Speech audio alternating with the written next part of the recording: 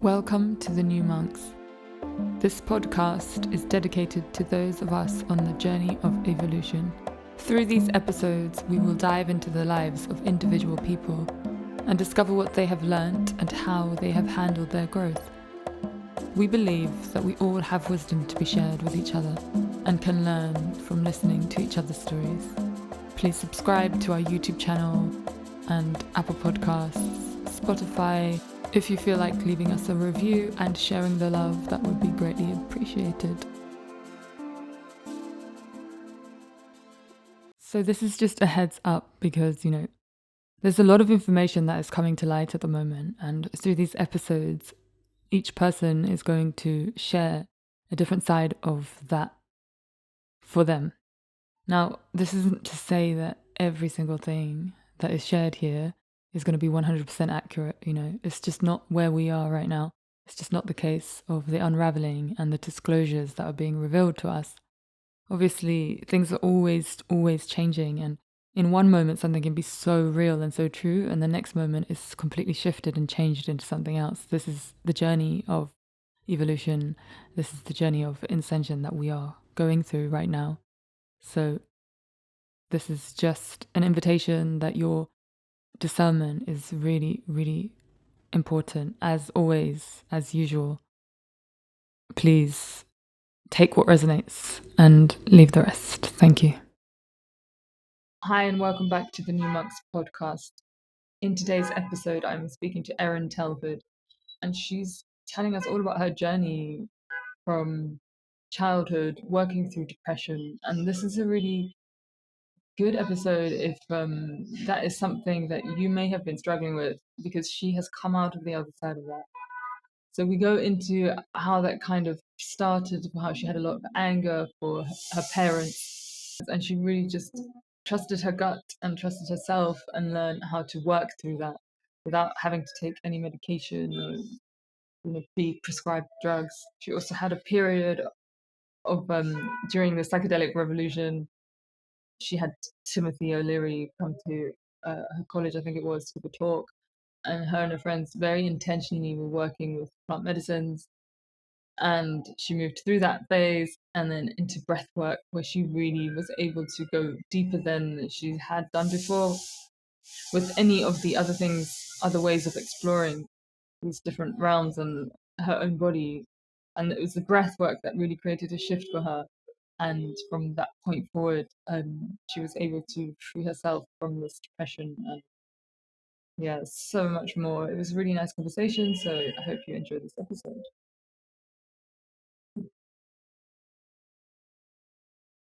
Okay, so welcome, Erin, to the podcast.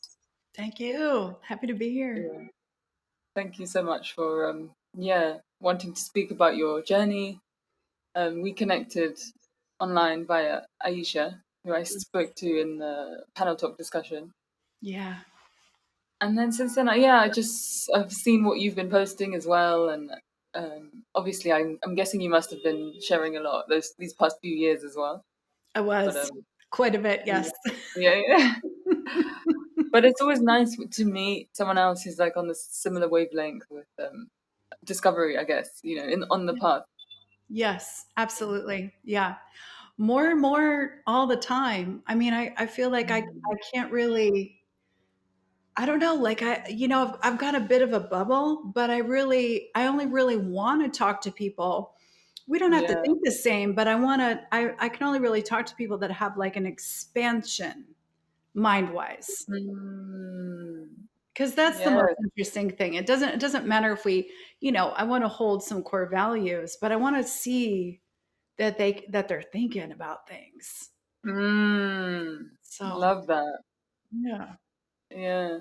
yeah, So before we begin, I'd like to just take a few deep breaths. yeah.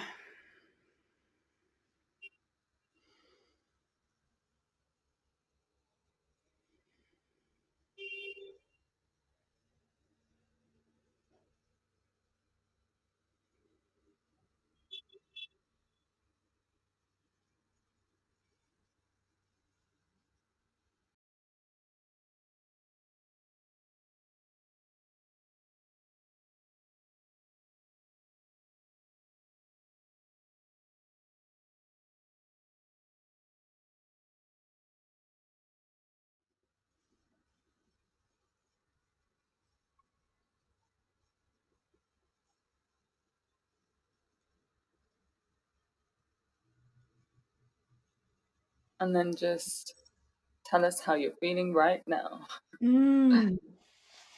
I was just thinking, I was kind of like laughing internally because I am a breathwork practitioner and I realized like, wow, I haven't done that today. I Oh, haven't stopped quietly and breathed deeply. I have even I like did an online meditation and I don't think I took as deep a breaths as I just did just then.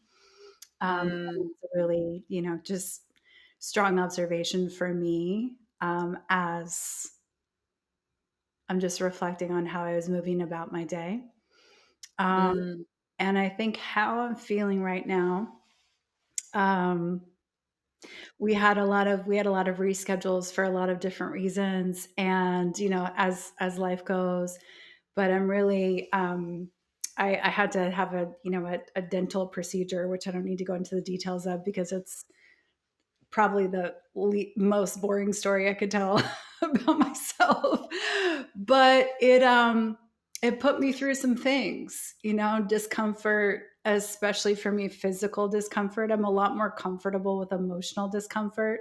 It's more of a mm, familiar terrain for me.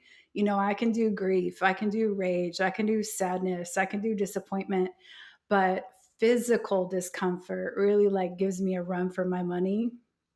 And so moving through the meaning I was making of all of the sensations I was having and like the fear that it was eliciting in me and the ideas I was having about my body and my health and what it meant about me and what it meant about the future um, was really an interesting kind of little portal that I just moved through. And I'm on the other side of that and just reconnecting to I don't know, I feel full of life right now and not in a physical sense necessarily like I feel revived but I feel very electric today and mhm, I've been feeling very electric in this kind of like sparky type of potential and I've been mm, focusing a lot on like frequency and vibration and have worked with a couple new people on things that I teach other people about, like being seen and heard in your business and using your voice. And it's really enlivened something within me and reconnected me to the idea, the magic that is playing with our energy and playing with our vibration and playing with our frequency, and how wildly impactful that is, even minus action mm. a lot of times. So that's kind of, yeah, that's where I'm at today. I love that. You just as like a full in depth, which is great because sometimes that question, it's so funny because we get asked it so often, right? Yeah. It's just like, but you just went totally in, love it. I feel like that's the vibe of this podcast. Yeah, So that is the vibe. no holds barred. No holds Yeah, barred. exactly, exactly. Yeah. So you said that you haven't, yeah, taken a few deep breaths today. Is that something you try to do consciously every day? It's funny because my life is, and this is why I was kind of thinking that's weird that I haven't, because my life is super peaceful. Like my life is not rushed at all for the most part. It's really mellow. And I work for myself, so I get to choose my day. I don't have kids. I don't have a partner. I don't have a pet. I'm free form, like I do what I want whenever I want all the time, every day. And so the idea that within a day of my choice that has a slow pace that I have chosen and I didn't take conscious deep breaths,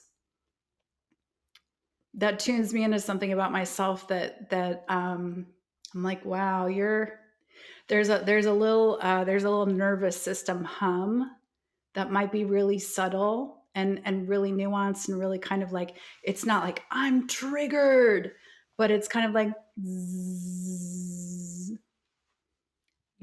so it's Yeah. just good information for me because I worked out today and I did, I worked on my business and I talked to some clients and it was all very relaxed. But in the moment that you led me into the breath, I didn't realize that I wasn't as relaxed as I thought I was. Mm, Yeah. powerful Yeah. breath, the power of the breath. Yeah. That Amazing. tune in, that orientation. Mm. Yeah, you took me there. Thank you. Oh, thank you.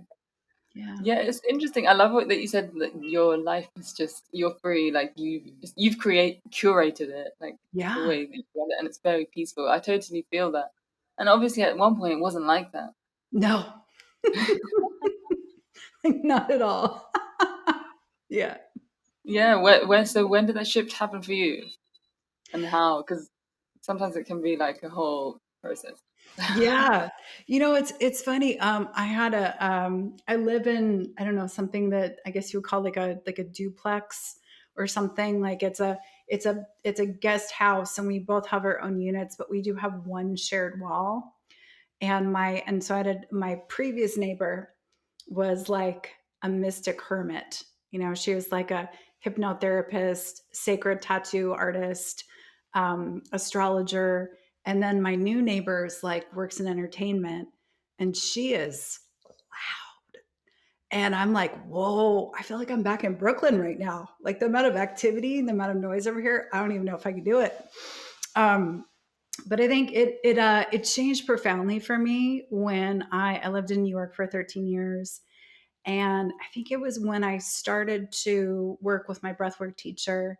He's an earth guardian, and he's someone that is, when I would work with him, when I would go to New Mexico to study with him, I was, plucked out of my Manhattan, Brooklyn, high voltage, high adrenaline, busy hustler life. Even as someone who did healing work, I was still in that kind of hecticness, that level of speed of New York City. And through working with him, I began to realize how strung out I was and how like I go into fight is my nervous system kind of response. And I like fight because it helps me get stuff done. But it was like it was taken over. It was taking over. I was like always overly adrenalized and I was always amped and I was always like ODing on adrenaline. And it just became unsustainable. And I just had to realize that and recognize how that felt in my body and realize that I couldn't go on in that way anymore. And so I started to get the message like, all I want to do is be able to walk out my door and put my feet on the dirt. All I want to do is to be able to walk out my door and put my feet on the dirt. And for probably a couple of years, that seemed ridiculous and unfeasible. And, all the questions you ask yourself, how am I going to make money? How am I going to make a living? I've like already have all this clientele. I have all I'm like known here. I've built a business here. What am I going to do? And then it just kind of like that still small voice just overrode everything else. And I was like, I'll figure it out. And so I left New York 5 years ago, 2017, fall 2017, and just took the show on the road. And I just spent time in like all of the, just America. I wasn't like trying to be like global entrepreneur or anything like that. It was more like, Arizona and California and Colorado, New Mexico, a lot of the American like Southwest. But I really, I knew that I needed that, and I gave that to myself, and it ended up being very abundant and very fruitful. And I needed that level of peace. I needed that quiet and that stillness surrounding me, so I could be able to, stabilize internally. I love that. I think it's so interesting because it's like we've been conned to living in these cities, and I think Yeah, so many of us are operating in this way, like the rat race, and we don't even realize it yeah, because it's until normal. yeah, exactly. Yeah. So how did you come into the breath work? But it's amazing that you followed that voice.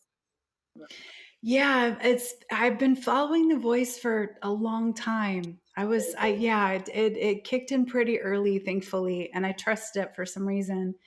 Mm, I found the breath work through it was when I started my business. I started out as an acupuncturist, and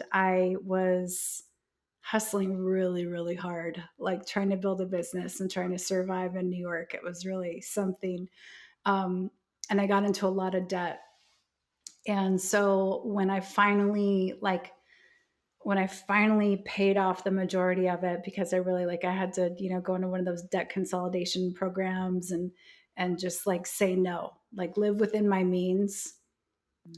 for years. There was no extra. There was no extra shirts, jewelry, extra treats, all those things. I've been treating myself like way too much.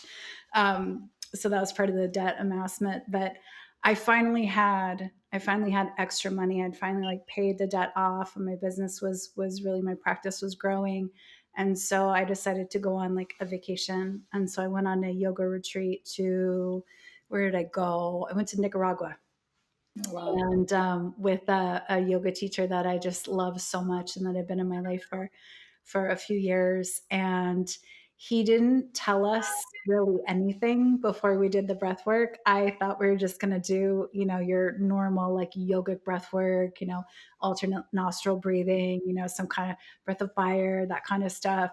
And so we laid down on this like open platform out in the jungle and just started breathing, and I started to feel like I wanted to cry, and I was really confused, and I opened my eyes and looked around, and other people were crying, and other people were starting to like make loud sounds and really emote and stuff, and it took me a minute. Other people just kind of dropped in, but I was like, why is this happening just from breath? I don't understand why this, I'm just breathing. Why is this happening right now? I'm so emotional. And I let myself go with it. And it really, it turned my life upside down. Like I had never felt so much love. I really felt, I had never felt that kind of like bliss naturally. I'd only felt Mm. that like high, that level of bliss through drugs. I had never like that, like just chest exploding, loving the whole entire world, wanting to hug everyone, hold hands, like pray. I was overwhelmed with the amount of love that I was feeling, and I was sold just like instantly. So what kind of breath work were you doing there? So it's there's not like an origin point for it. I don't know how to, I mean, it's going to be tracked back to India, of course. It's going to be tracked back to some kind of original pranayama technique. But it's a technique that my teacher David Elliott uses, and it's just an inhale, exhale, but like Wim Hof breath work, like shamanic breath work, transformational breath work, rebirthing breath work, they all fall under that same category of the breath work that, emotional release, um, intuitive Yeah. strength, psychic awareness, visioning, all of that. So So it was like everyone controlled breathing. yes. Yeah, yeah. Okay. Yeah. Laying down, being guided, music, that whole thing. Yeah. Yeah, okay, okay. Yeah, I mean, I love that you said that you never felt that sober, like without anything else, because Yeah. this is one of the topics for me that I just feel like I'm Mm. definitely exploring a lot. And it's something that I felt from a very young age, just how can we expand without the need for all these external things. Yeah. Mm. Absolutely. And I mean, I have had some good times with, I don't know, saying drug, like, does anyone even say drugs anymore? Like substances or, medicine. I feel like nobody says I was doing drugs. And like, So true. that's not how we talk about it anymore. But I'd done a lot of like, psychonautic exploration, and that was my main jam, was that I really liked to use mushrooms and LSD. And then I had just like a brief period as a raver, so there was a lot of ecstasy and stuff Yeah. in that realm. I never been like knocked over the head with bliss. I think that was the thing. It was like I never been like absolutely annihilated by bliss. Um, Mm. maybe, I mean, falling in love would have been the closest thing, just like Mhm. sacred communion, falling in love, Yeah. like sexual ecstasy, but to do it with a group of, to feel that within a group of people that I didn't know that well, and to feel that level of love for all of them, all of me, and then everyone in the whole world was something I'd never experienced, even Mm. on a medicine. Yes. Wow. So you said you were in New York. You had an acupuncture Yeah. business. Yes. Oh, interesting. So you were kind of doing that already over there. Like, yeah. Yeah, I was. Well, I moved to New York to work in fashion, and then it was so miserable. I thought it was my dream, and then I was so miserable that I had never really prayed on a regular basis before. I prayed, I don't know, when someone took me to church with them, or I prayed when I was in desperate need of help or saving or whatever. But I never prayed as a practice until that moment in my life. And I was delivered pretty quickly, a clear sign about what I needed to do next, and that was acupuncture. And so I'd like growing up, my parents were very spiritual people, and so we had kind of like an alternate lifestyle in our home. So it wasn't, and I was always curious. I was always looking. I always wanted to investigate. I was always really like, what's going on? What's out there. So I had my eye on things, and I had my own little explorative journey. So it wasn't my like first foray into it, but it was the first time I realized that, oh, I want this to be my job. Like this is fascinating to me. I love what hooked me was the Taoist practice, because I'd never seen like sort of like ancient wisdom for modern times in that way. Is that is that my internet or your internet? I can't tell what's going on. It says it's having issues communicating. Oh, I think it's okay. Um, but I was really hooked by the Taoist philosophy that we are the healthiest when we are living um, aligned with nature, and that was Mm. really magical to me to see that as a like a medical or like a health philosophy, and it made sense, Mm. and it just kind of drew me in. And acupuncture is so magical. Like the post communist acupuncture strips a little bit of like the barefoot doctor witchiness out of the equation, but it's still like Yeah. Yeah. mental, energetic, spiritual, physical. It's still like everything is contained in every single point. So it's my first love. Acupuncture second. Mm. I'm still yet to have an acupuncture session. Hmm. I mean, I'm sure you'll get one eventually. Yeah. Exactly. It's such a big love. I mean, it's just like it works. It works. So are you still doing that now? I'm not. No, No. I stopped when I left New York. Mm. Because what I was doing, so classical acupuncture is more along the lines of it's a little bit more witchy. And so I started to do, they have these type of treatments that are connecting you with your destiny and connecting you with your karmic path. And those were all I wanted to do. I only wanted to work on like dharma and destiny and purpose. And so that's all I would do. Was I was working with people's mental, emotional health and effects of trauma in their lives, and kind of like shepherding, kind of like the energetic shepherding, so that they could reconnect to themselves and reconnect with what they wanted to do, what they felt called to do. And then I realized after discovering breathwork that I could do that. I could do in like 20 acupuncture sessions what I could do with one breathwork session.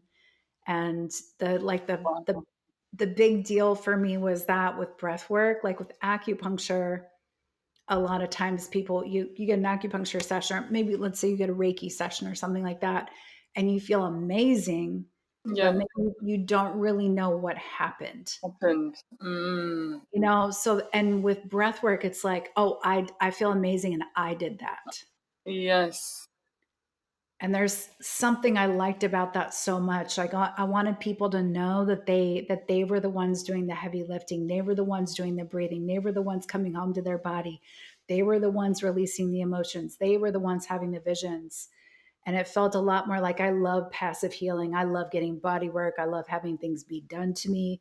Take care of me, Yeah. you know, help me. But I also like that active healing where you remember how powerful you are. You surprise yourself like that. That just felt like a really potent um, key in the lock for a lot of people. Yeah, yeah, yeah, definitely. I mean, it makes sense really, Yeah. because and I think ultimately that is the point. Is like to point people back to their own power. Yes. Yeah, So much. yeah, more of that. More of that. Yeah, more of that. And I know you're doing that. You're doing that. I'm doing that. Um, Yes. yeah, I really, that just feels like, I Mm. don't, it's funny. A lot of people, like, I know that I think we both do this in our own way. Like, we both talk about maybe like collective movements and collective consciousness. But I Yeah. realized that one thing that I don't do, or that I think I try not to do, is to say, this is how it is, Mm-hmm. you Yeah, know? same. 100%. Because there's a lot of people that like to say, this is what's happening right now, or Yeah. this is what we're all, and it's never true. I Like, know. some people are getting like knocked on their ass by solar flares, or like knocked on their ass by this particular transit or whatever. And some of us are just chilling, Yes. and it's really dependent on like what's going on in our own lives, like what our Hmm. core wounds and core patterns are. But I think like for me, that's also part of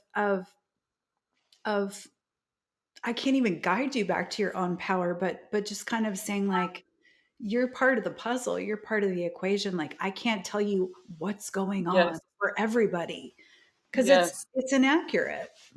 Yeah, I totally agree with you. I feel like a lot of the time I read some things and they're all just sweeping statements, and it Yeah. will say like, if you're doing this, then this, and then I'm Yeah. like, there's so much more to it, and Yeah. some people probably read that and they don't see the other aspects, you know? Yes. Yes. I know. It's like, yeah, it's the Yeah. the dangers of social media. Yeah, and also it's like a generalization, Yeah. and then I think specific as well when some people will share something that's like um this is true because this is true, and then it's just like, okay, but you're just making that up. Like it's not always like that. No. Sometimes it's like that, but not Right. always, you know. Right. Yeah. Yeah, I think I'm glad we both have that like responsibility and that mindset because I think it's, you know, everyone is at different levels of like evolution and development. And you can be, I don't know, you can be doing yoga every day and meditating every day, but still be in a place where you're gonna get hooked by Yes, by a social media quote card yes, that declares something and you go, oh no. I'm doing that, so I must be that. yeah, Or, yeah, yeah, it's just it can be so seductive and so yes, it makes it so black and white. yeah, And yeah, yeah, yeah, and so it seems like, oh, and this person has 100,000 followers, so they must know what they're talking about.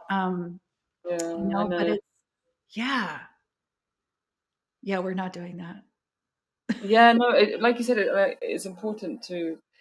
I think that the way that we communicate is just so important, and it's a delicate process. So, and I mean, there probably a lot of people are coming to recognize it. It's a responsibility, you know, like you said, Yeah, yeah, and it's so easy to just make these sweeping statements going into the binary, like you said, but that's not what's happening now. Now it's like we're yeah. going beyond that. It's multidimensional. We have to be able to see so much more, you know? And that's hard to express in a small little container in a small context. And I think sometimes too, it's like sometimes, I mean, I see what you write and I see I see the vastness of it. I see the stretchiness of it. Um, Yes, yeah, it's like there's a lot there, and you can feel into it, and you can read into it, and you can receive it. Um, but yeah, there's so many different, I mean, we can't control how our words are received, because I might write that's true. something assuming someone has like enough of this amount of background that they would be able to Yes. like unwind, untie the knots, or understand why something makes sense or doesn't make sense, or lacks integrity or focus or value, or all those things. So yeah, it's an interesting terrain to play in and to Yeah. But I think also, like you said, that you can feel it's stretchy. This is yeah, one thing I think I came to realize, is that that's how I can like tune into what the person is saying. Because there's the words, but then there's also like you can just feel it. If it makes you feel like, then you know what I mean. You know. yeah, yes, Yeah. okay, yeah, yeah, reading the energy. Yes. Exactly. Reading the energy. Yeah. Yeah. How it feels in your body, how it feels. Yeah. Yeah. Yeah. Yeah. And everyone's getting better at that. Yes. Definitely. I feel like that's getting ratcheted up. Yeah. It's a broad sweeping statement, but I'll stick with it. It's a rash generalization, but I see it though. I see it. I see it. Yeah. Yeah, I feel it within myself, but I see it as well. Like Yeah. there's because everyone could always read energy, but it seems like there's yeah, more finesse, more room. But and also I think definitely since the past few years, it's just Yeah, like it's now it's needed yeah, because otherwise we're being tricked all sorts of places. so many tricks. Yeah, Yeah, this is going to be a year full of tricks as well. I think. At least in the US. yeah, Everywhere, but the United States is chock full of tricks. yeah. It's wild. Yeah, so wild. Yeah. Yeah. So I wanted to ask you: Yeah.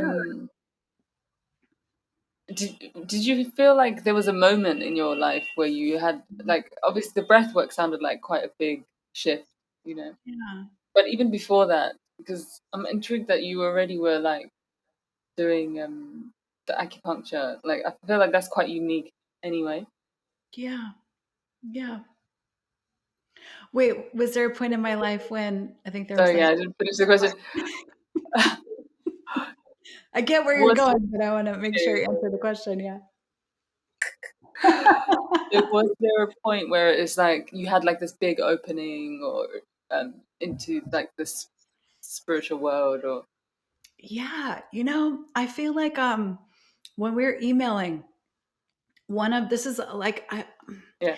uh for me as a sovereign being, it was a big moment. It was not outwardly Mm, outwardly probably a big moment, but one of my biggest moments was um in my own, like, I'm saying yes to my own journey. One of the biggest moments for me was when speaking of doing drugs, it's going to be a like fun one for, for people to watch.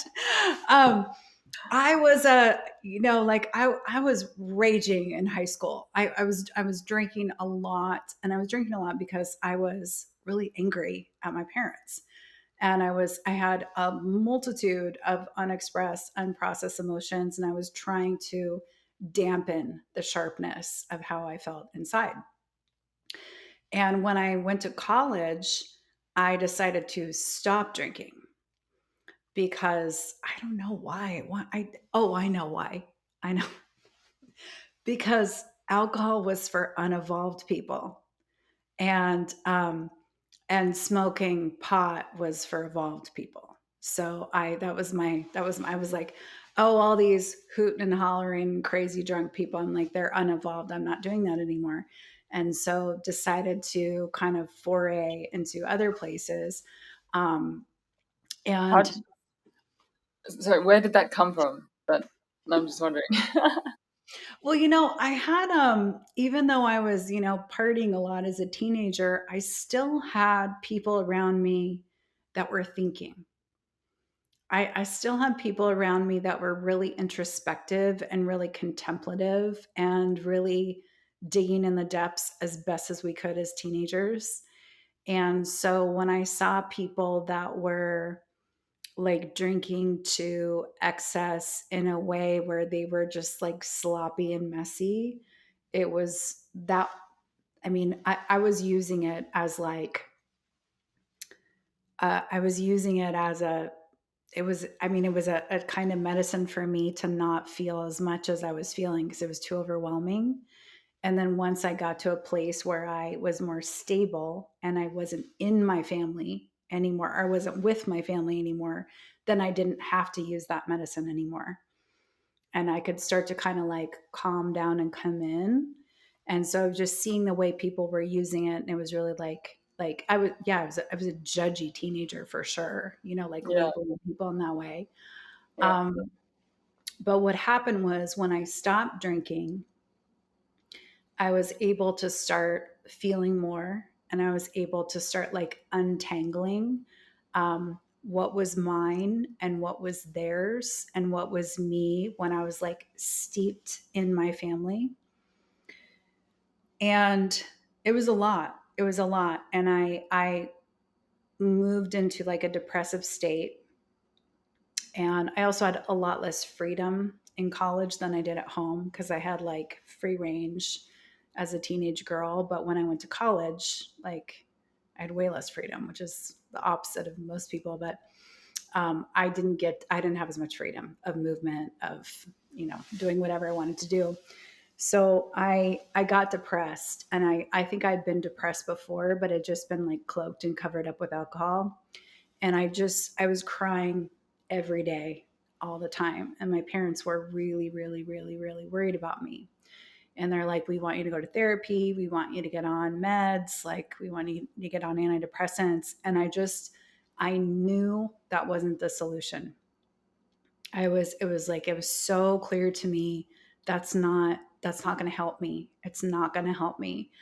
And I had this great roommate, and she had, a cool boyfriend who was like, he brought mushrooms up for us. It was like the first time, and he was a really cool guy. And he brought a couple other cool, the dreadlock friends, and we had an incredible time. And I discovered a part of myself that I hadn't met yet, and I realized that I needed to untie the knots, that the knots were not going to be untied um, by a therapist, and the knots were not going to be helped by medication. And I like made a commitment to myself that I was going to figure it out.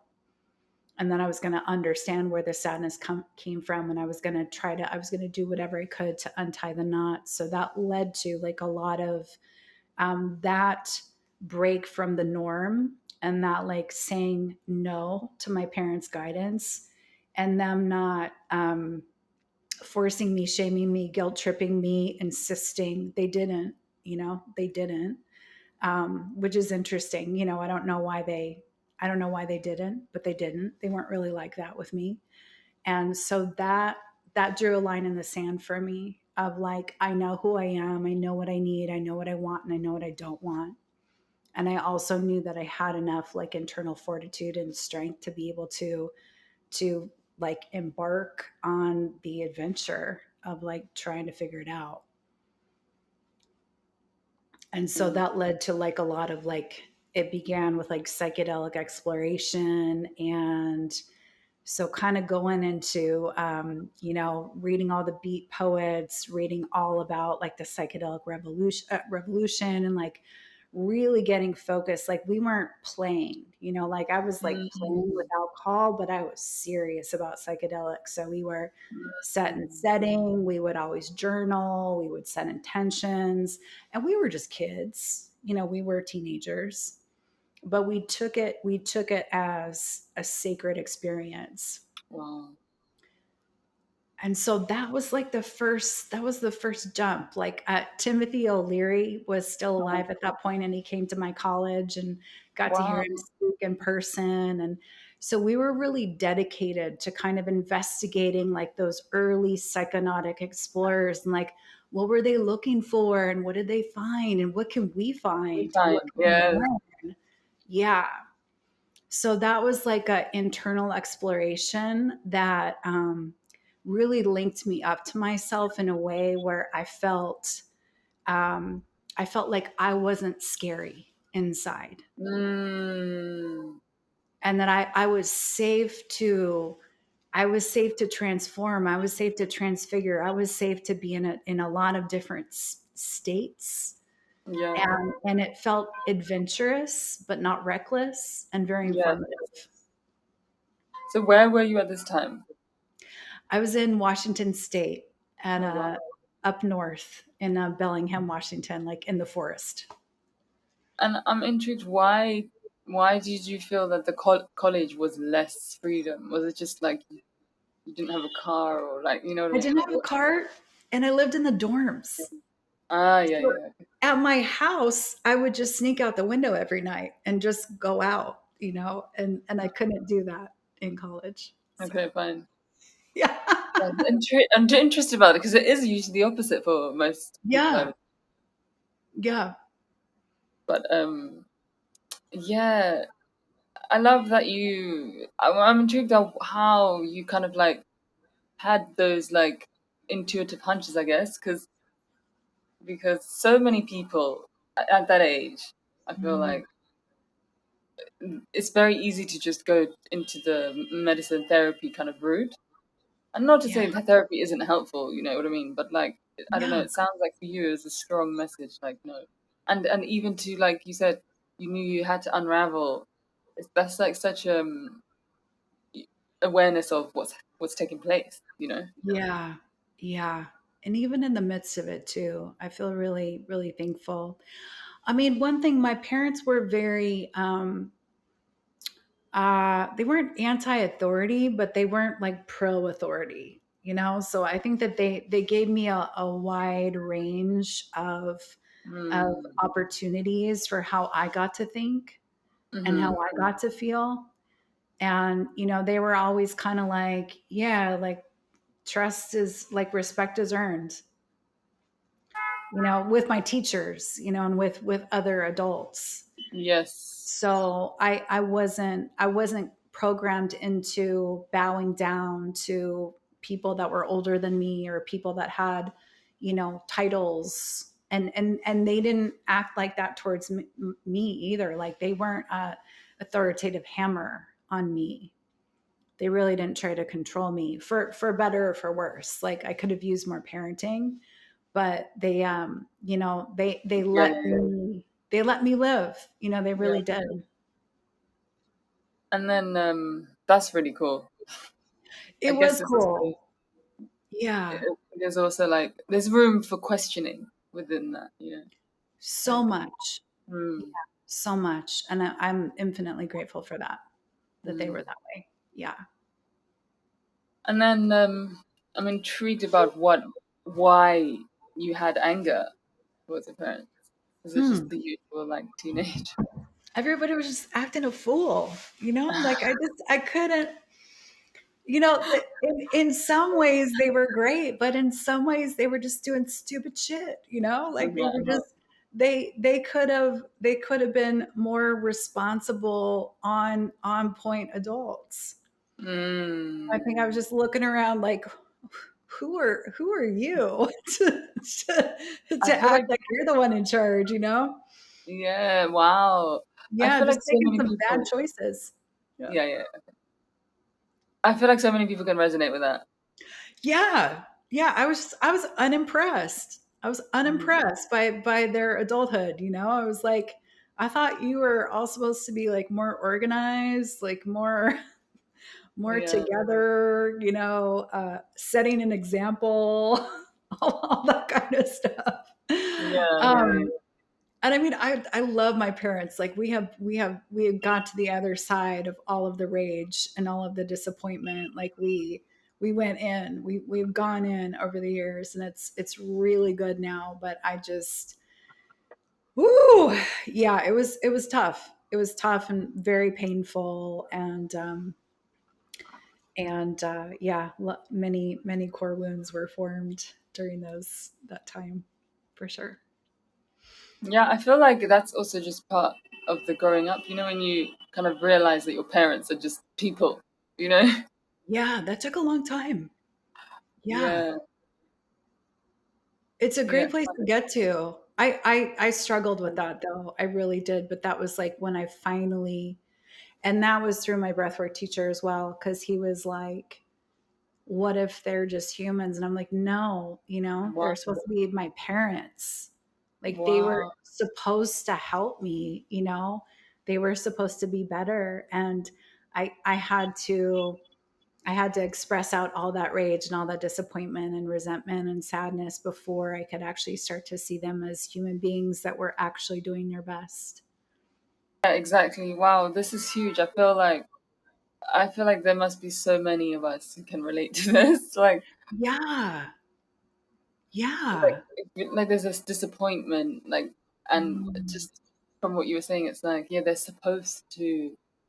Because I guess as well, when we come into the world, that's kind of it's what it feels like anyway, naturally. Yeah. Yeah. Like mom and dad, you're supposed to be my, Yeah, you see all those, yeah, I don't know, Father's Day cards or something. It's like daddy's little girl. And I was like, I was never that, like who got that? Who got that role? Who got that dad? Um, but it is the thing that actually prevents us from moving into our adulthood though. yes, wow, It's like it's yes, so right, it's so real because if you're and of course like forgiveness takes the time it takes, rage takes the time it takes. um my childhood in comparison to so many other people's childhoods, I had, I was a sensitive girl, so things were more impactful for me. But I had good parents. I did have parents that were doing their best, and I just, yeah, that not being able to see your parents as adults who are doing their best, I think that's that, yeah, it's like that dividing line. Like yeah, once you can see that, you get to be an adult too. Like you're no longer in the resentful, angry child yeah, role of scarcity and lack of what you didn't receive, and you get to come into your adulthood in a more full way. So real. Yeah, so real. yeah. And I think also it's like, in a way, it's also like being a victim to Yeah. your environment. And it's like really stepping into your power because you have to come out of that victimhood now, and Yeah. yeah, like you say, realize. But it takes a lot of like compassion and forgiveness, I think, to come to that place as well, because it's like, yeah, they were doing their best, even though you experienced it like full on in a different way. And even if it's not even anywhere close to anyone's best, even if their best sucked, Yes, or even if their best was really harmful, destructive, and dangerous to you.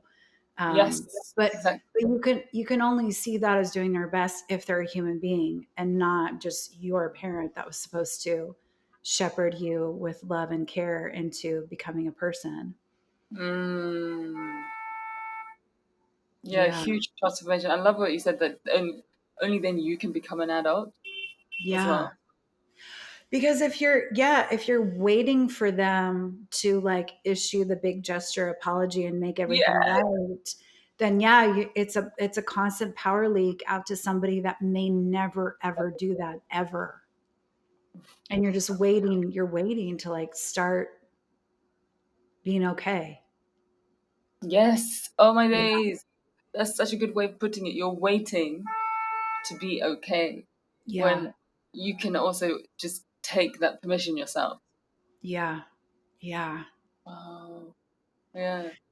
It's such an interesting thing because it's like we over the past few years, we've all gone through so much trauma education, Yeah. whether through Instagram or through an actual, course or something. But I Yeah. think everybody knows the nervous system and trauma so much more profoundly than they ever did over, right? So Um, much about it now. There's so many people talking about it now. and but I think like, and I don't know how I feel about this exactly, but I was listening to this workshop right before we got together here, and I don't know how realistic it is. I think it's somewhat, you have to get to a certain point in your process, but it's like at some point, because your nervous system and your subconscious are always going to be part of the dictation of your behavior and your actions and your thoughts. But I think that there is, my breathwork teacher uses this phrase, out create. And I really like it. It's got a lot of power to it. The idea of out creating something, or like creating through. And so it's almost like you have the opportunity, if you have enough awareness and if you have enough presence, to be able to reach through the pattern or reach through the wound, and and create a new template and a way of being and thinking about who you are. Like, I choose to not wait for an apology that may never come, to release this anger and to start living my life as though I really do believe that my parents did the best that they could do. So there's I think it's like the acknowledgement of what lives within and how it impacts and informs us, but also the idea that we can choose through to the other side, not always and not with Yes. everything, but that there is an option for that, to be able to, that if we can have a multidimensional existence and a stretchiness in how we run our energy, then maybe we can just create a loophole. We can create a little tunnel in between 5 years old and 37 years old and say, I'm choosing, I'm going to out create this Mm. feeling of being a resentful child or a victim of my earlier experience, Hmm. and start seeding the field, or like watering the garden of, I am alive and well, and whatever happened to me before, I'm going to inhabit more joy, and have it more potential, and have it more creativity. Listen Yeah. to myself in a new way. Yeah, totally. I feel like that one of the biggest things is coming out of the victimhood, like you said. It's like waiting. Are you just gonna wait around for that? That might never Yeah. come. But I remember having this conversation with one of my friend's dads, and Oh, cool. yeah, and basically, I think it's very easy to see like what we didn't get in our childhood. Yeah. And then I remember saying to him, like, I feel like I learned a lot from what I, you know, didn't get. And then he just twisted it around on me, and he was just like, yeah, but that's what you learned. That's what you did get, you You know? did. Oh. Yeah, exactly. And I was like, Yeah. oh, shit, Oh, yeah. Like sometimes right? all it takes is a little twist, and you're like, Yes, oh, I get it. exactly. Yeah, I did get that. Thank you. Yeah. Yeah. So it's so interesting because it's like seeing your parents, like you said, as human, and even in all the ways that you may have like been neglected or they could have done better. There was always something I, in my experience anyway, on the other side that I got from that as well. And it's Yeah. also like not seeing everything so black and white and good and bad as well, you know? Yes. Yeah. Because I mean, I want to put it in like air quotes because it's my frame of it is so different now, but I'm really self-sufficient. Like, I'm not hyper independent, but Yeah. I know how to figure things out on my own. So even though I wished I'd had more guidance and more like shepherding and more like, let me help you figure this out, because I didn't have that, I trust myself to, okay, I don't know how to do that, but I can call customer service. I can Yes. Google, like whatever it is, like I'll try to fix my toilet, or I know how to apply for something. I can, so it's a, yeah, ultimately, like that's one thing that served me. It served me. Yeah, I definitely resonate with that with Yeah. myself as well. Like Yeah. I feel like because in some ways I can say my mum wasn't really there in the traditional way. But because of that, it totally gave me that confidence and like you said, self-sufficient. I love that. Yeah. Um, yeah, to just go out and do it yourself and like Go for it. just figure it out, you know? Yeah. Yeah.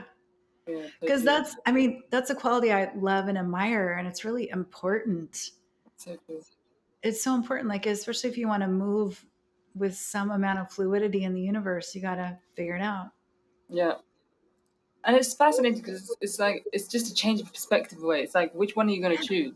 You're gonna Yeah. still choose to stay there like, oh I for me I didn't get all of this. Or are you gonna rise and say, actually, you know what? This is who I am because of Yeah. Yeah. Yeah. So you said it took you a long time to move through that. So Yes. I'm just wondering like so when you were at college, this kind of started Mhm. unraveling for you and then Yeah.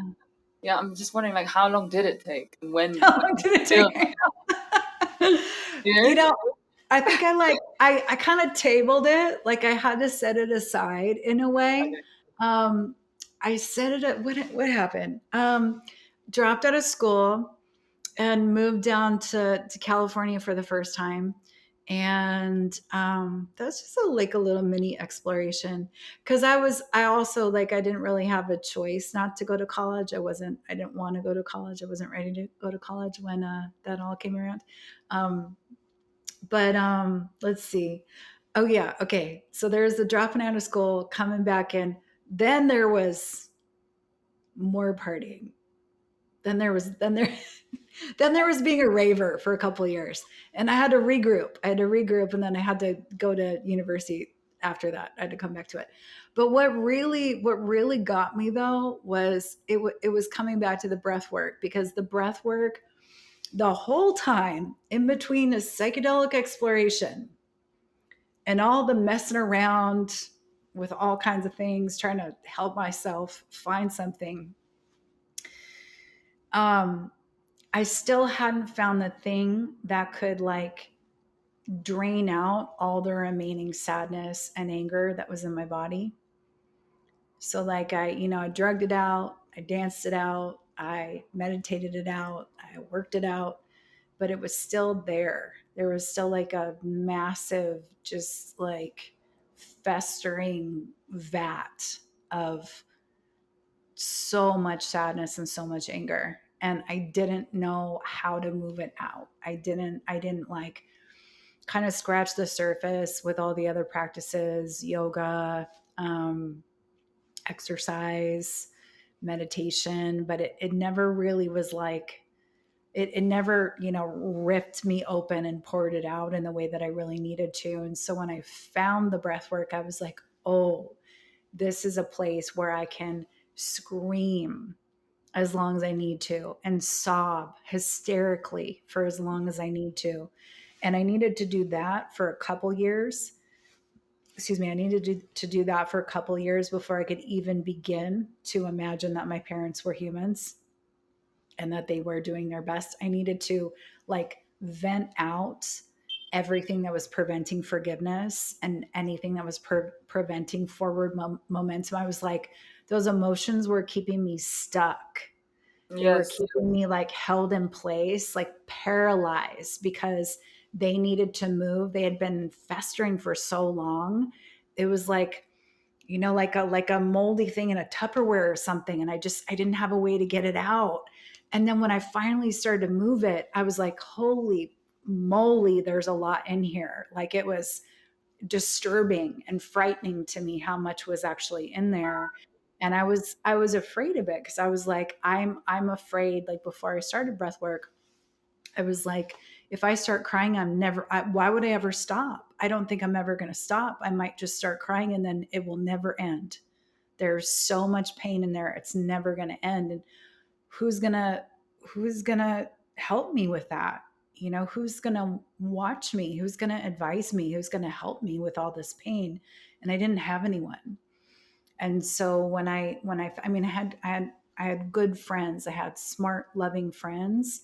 But again, we were all still so young. We were, in our 20s. We didn't have the tools. We didn't have the space holding. We were loving and warm, but we didn't know how to bring ourselves to another space or another level with that emotional, stagnation.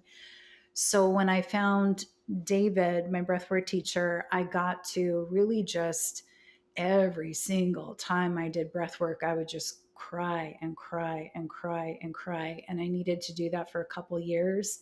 And I also needed to do that for a couple years with a man who was unconditionally loving to me and who let me be like a bitchy teenager, who let me be punchy and sharp and resentful and sullen and pissy and uh, shut down, and just kept welcoming me back, like just full welcome, full every part of myself that I showed him, full welcome. Come on back, come on back. And I had to run through, like I just had to open up that drain and drain out and drain off again and again and again and again and again. And then there was kind of like one day because he knew I was like doing all my dad wound stuff on him. I didn't know that I was doing that. He knew I was doing it. Obviously, he's the teacher. But I was just projecting and transferring and like really just like putting all of my needs and wants and desires and unspoken, unmet needs and scarcity and disappointment, all just vomiting it all over him all the time. And there was one day where I just looked at him, where we were sitting in circle, and I just looked at him, and he just kind of went like that. And I was like, oh, I'm on the other side. Like, I don't even think he'd ever made that much eye contact with me for years. He just kind of cocked his head, and I was like, oh, we just we're in a different place now. Like something, okay. I Now he's my teacher. He's not my father. Mm. Now he's a guide. He's not the man that didn't show up for me. And now we're in a new place. And once that forgiveness with my parents happened, once I could actually, you know and he Mm. kept trying to lead me there, and I was like, no, no. Like for years, they should have done better, they should have done better, they should have done better. I wouldn't give it up. And then something clicked in, and then I was like, oh, okay. And then it got a lot more fun. And then I started having like more visions. And then I could he's like, you should do singing lessons. Okay, I should. You should write more. Okay, I'm going to. Like once the pain was kind of drained out, there was a lot more room for creativity there. And I mean, I know that's not the way for everybody. A lot of people get to, creating through their pain is a great way to do that. But there was just more space. There was more space for exploration, more space for playfulness and just having a good time. Mm. It's such an amazing story. I love it. So how old were you when you met him, when you discovered the breathwork? I met him gosh, how old was I? 2014. So what's that? That's like a little over 10 years ago. So I was like I, 38. 38? okay, Yeah. wow. So kind of late in the game ish. I feel like a lot of people I've spoken on the podcast these years, 2014, 15, 16, is like very Hmm. pivotal. Yeah, Really? Oh, yeah, interesting. yeah.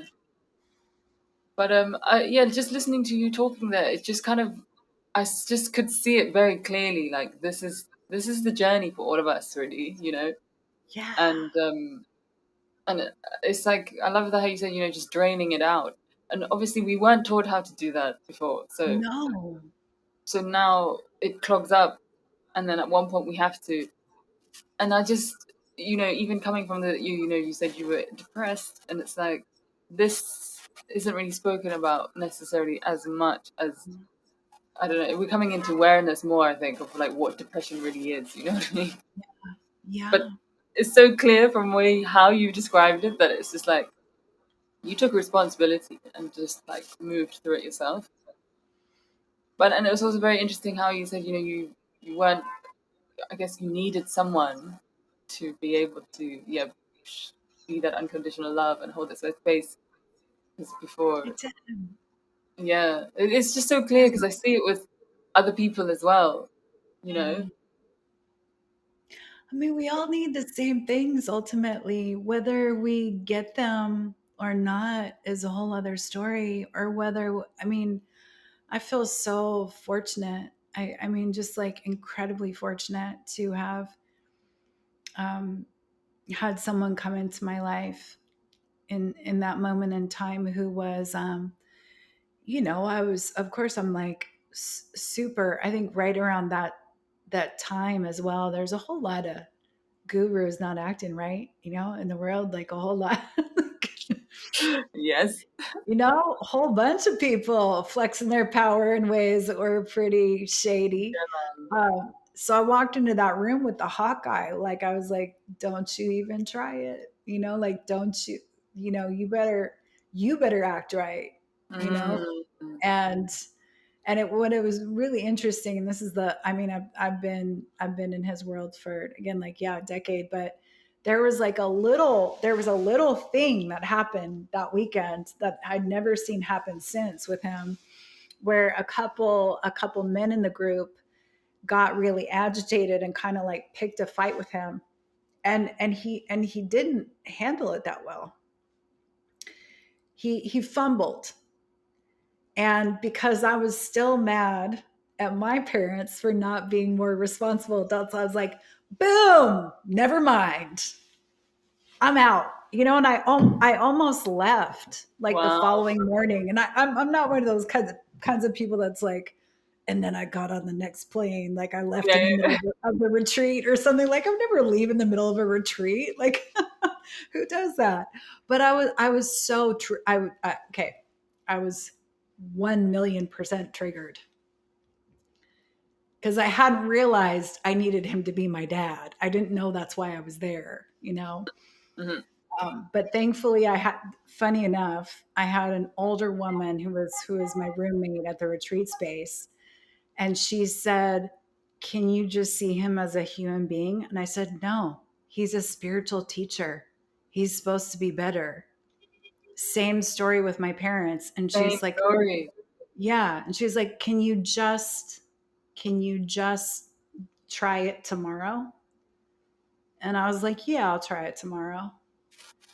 And I did. I let him be a human being before I let my parents be human beings. Mm. But that this sounds amazing the way this person said it. You know what I mean? Yeah, Like so graceful. yeah, she was, yeah, and she was like, I think she was in her like mid 50s or something. She was like 56. I'm 38, so I was like, and she just had that kind of vibe. I was like, I trust you. Okay, Mm. okay, all right. I'll give it a try. Love that. So yeah. Yeah, man. But it's powerful work, though. Powerful. It is. I'm intrigued also to hear about your experience with drugs and like because I don't know, maybe it's just where I am, but I feel like some people get stuck in that phase, you know. Yeah, But yeah, I love it that you now reflecting, it's like you see that as a phase that you had to go through, to yeah. open up. Yeah. And it's interesting is, I mean, we're in such an interesting time with like ceremony and, medicine and, I love your laugh is so great. It's so good. I love you throw your head back. It's so beautiful. I love it. Oh, Um, it's so good. It's like a full, it's full full power power laugh. love. Well, yeah, see, it's so good. I mean, it's like I live outside of Los Angeles, but I mean, I'm like 30 minutes away from LA. I just kind of live in this little Okay. area. But I heard, I think a couple of years ago, that there's like 300 ayahuasca ceremonies happening like every weekend in LA. That's a lot. That's a lot. That's a lot of ayahuasca ceremonies. Um, and yeah, like, I mean, I can't ever, like, I am so glad that I opened up those doors of perception. Like, that gave me so much. Like, Mm. that time, it's funny. My dad had a flood in his basement, and I had all my high school, college stuff in like a rubber bin. And there was only like three things that didn't get waterlogged. One of them was my psychedelic journal. So I've got like 65 trips in there, like written down. And I've only like peeked. I've only like opened up a page like Oracle, and I'm like, oh, your little 19-year-old take, like, Wow. um, we really went in, we really went in. And again, we did it like with intention. And Mm. so now, I really excessively used alcohol, and I excessively used marijuana. And I wouldn't say excessively with the psychedelics, but a touch. And now at this point in my life, I mean, I'm 49 now, but like, I have no desire to do, I will probably never do ayahuasca. I have no desire to. And I'll like, Mm. I bought a mushroom chocolate bar maybe a couple years ago. And I never know why. Did you see that thumbs up here? Look at it. It's like some AI thing. Can you see it in my? Oh yeah, I can see it. That's so Yeah, funny. like God wink. Anyway, um, so yeah, I am.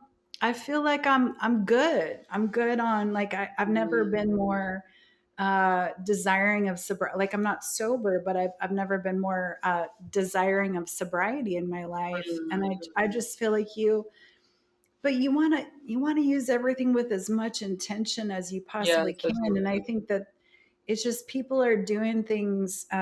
Some people Yeah. are overloading their systems with experiences that, I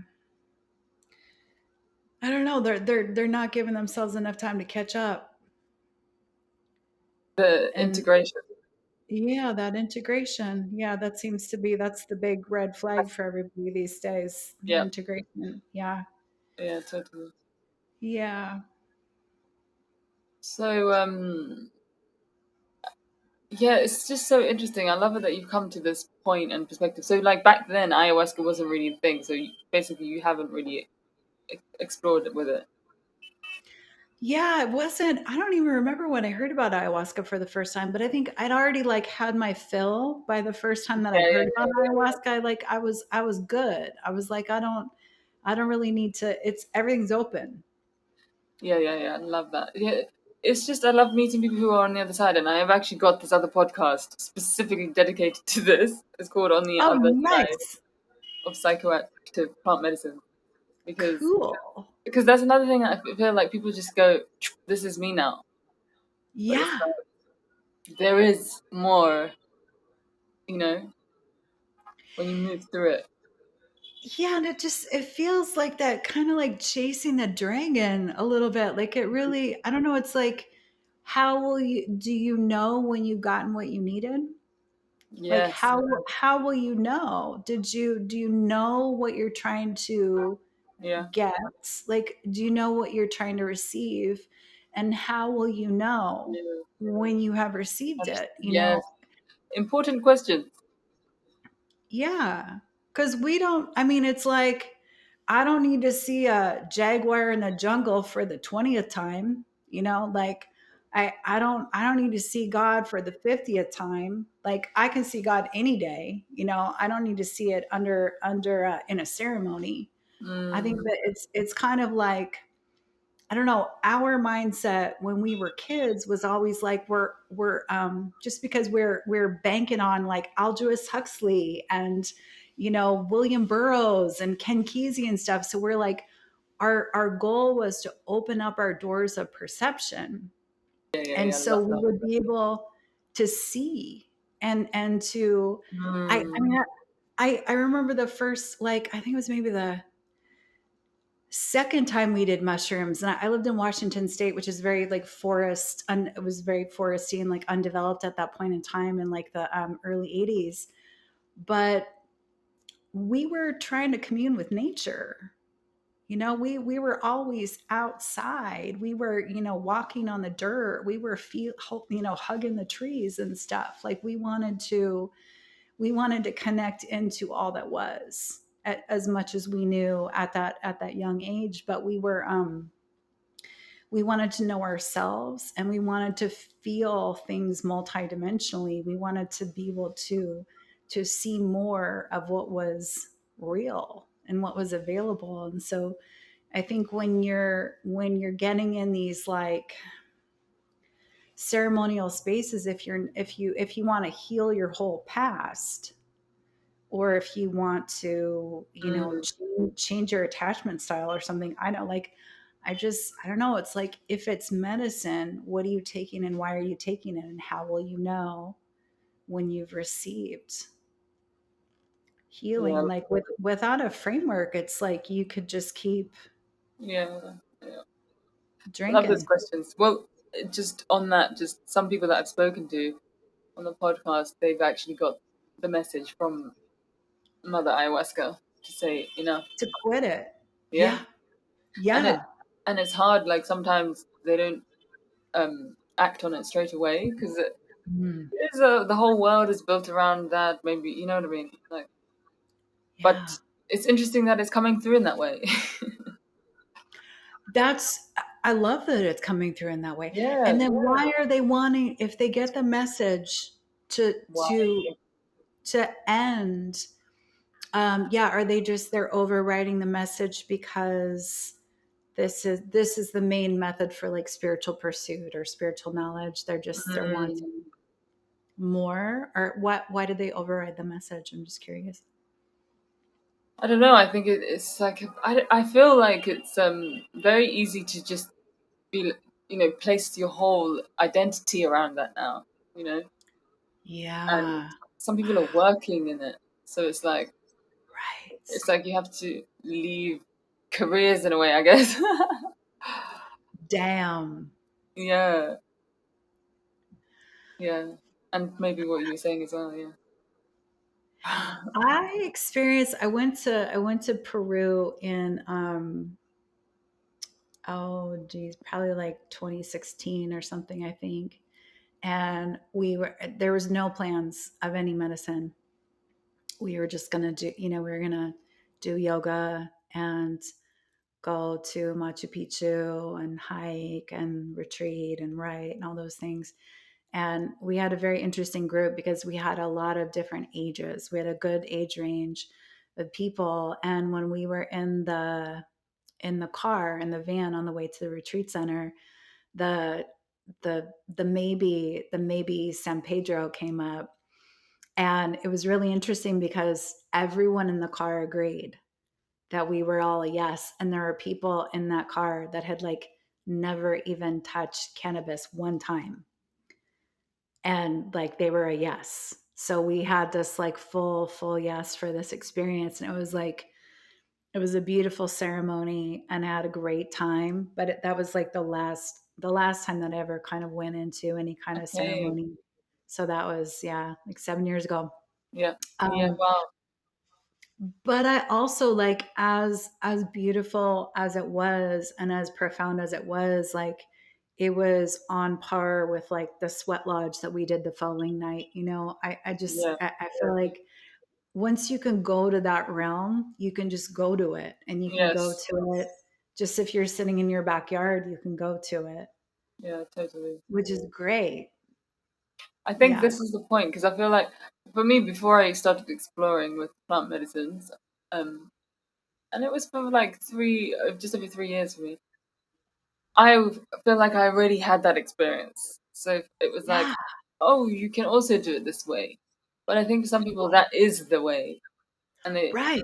and it's also I feel like spoken like that a lot as well. But it's like, but it's not only reachable in that way, you know. No. I mean, I thought it was the coolest thing, it's like, yeah, you get that experience kind of like, I guess, yeah, doors of perception embodied, whatever. But I remember after all those journeys, like I would be, I don't know, sitting out in my backyard and all of a sudden like whoop, it would be like diamond patterns, and I just had to like shift my vision a little bit, and there would be a little bit of like an echo of a a patterning that I would only see if I was in a mushroom journey. There'd be a little pattern, like you could just kind of shift your focus or your perspective a little bit, and there would be, and it's not even about visuals. No, It's I was just thinking that. yeah, no, it's not even about visuals, but just like the availability Yes. of that space Yes. Yeah. is within your grasp. Yeah. Yeah, And the healing that takes place as well in yeah, those spaces. Yeah. yeah. So, Woo. but I love it that, like, I don't know, the way you're describing it, like, yeah, the psychedelic revolution, Timothy O'Leary at Yeah. this time, and like it was all happening, and you were like living through it as well. What, yeah, how long did that period last for you? I'm wondering, that exploration. I feel like it was probably like a couple, let's see. Okay. All right. I graduated from high school in 1993. So started like, yeah, started in 1993 and then went, I would say, I was probably in the thick of it for like 3 years, four Okay. years, something like that. Yeah. 3 or 4 years, kind of concentrated. So before you found the breath work, you already kind of like stepped away from that realm, that world. Yeah. Yeah. There's a little bit of dabbling Yeah. here and there, a little dabble, but yeah, that very concentrated, intentional exploration was, yeah, I was really focused in that little period of time. Yeah, so interesting. I feel like for me, it's nice to be like, okay, that's the end of the book. You know what I mean? Yeah, yeah, Yeah. And just like knowing that I don't know, like I don't need to go there anymore, you know? I don't- yeah.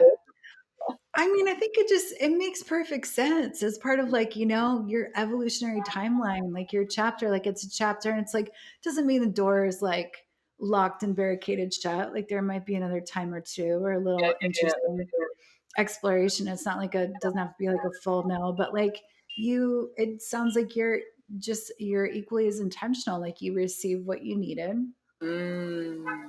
and you used it in the way that was beneficial for you. And then there isn't like yeah, there's no like unfinished business. Yes. Unfinished business. Wow. Yeah. Maybe that's what some people feel as well. Yeah. And I mean, maybe there is like, who knows? I don't, I can't speak for anyone else's journey, but yeah, just, I also, I get a little worried about psychic clutter with people, and it's not my business. People are going to do what they do, but yeah, the psychic clutter, because people can, it's like you take yourself out of your body. Mm. You journey enough times, and I've heard so many yeah, not to like trash ceremonial spaces whatsoever, but sometimes they're not as Oh yeah. ferociously attended, and there can be Yeah. little sneaky spirits getting in there that Yeah, cause totally. cause a calamity for some people. So what did you call that? Psychic? Clutter, did I say clutter? Yeah, what do you mean by that?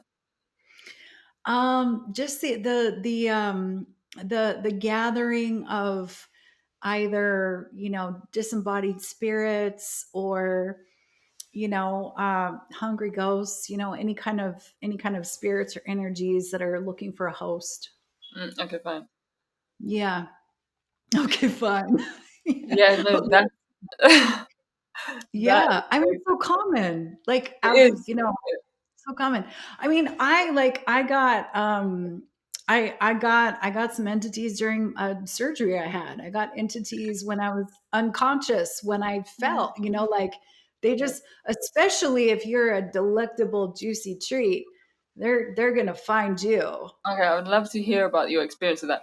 because I started listening to these hypnotherapy sessions, and right at the beginning, the work is basically clearing entities. One of them was at a hospital, and she said it was through her signing a form to use some hospital equipment. So Oh, fascinating. I went to go.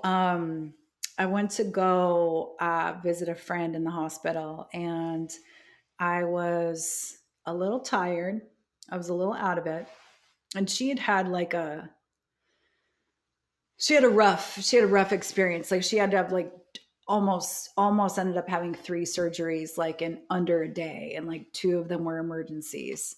And Mm. she had been in the most pain she'd ever been in her whole life. She was having a yeah, major initiatory experience in the hospital. And I went into the room, and I came home with like 5 disembodied spirits, and I could feel them. Like I went I went to lay down. Hospitals.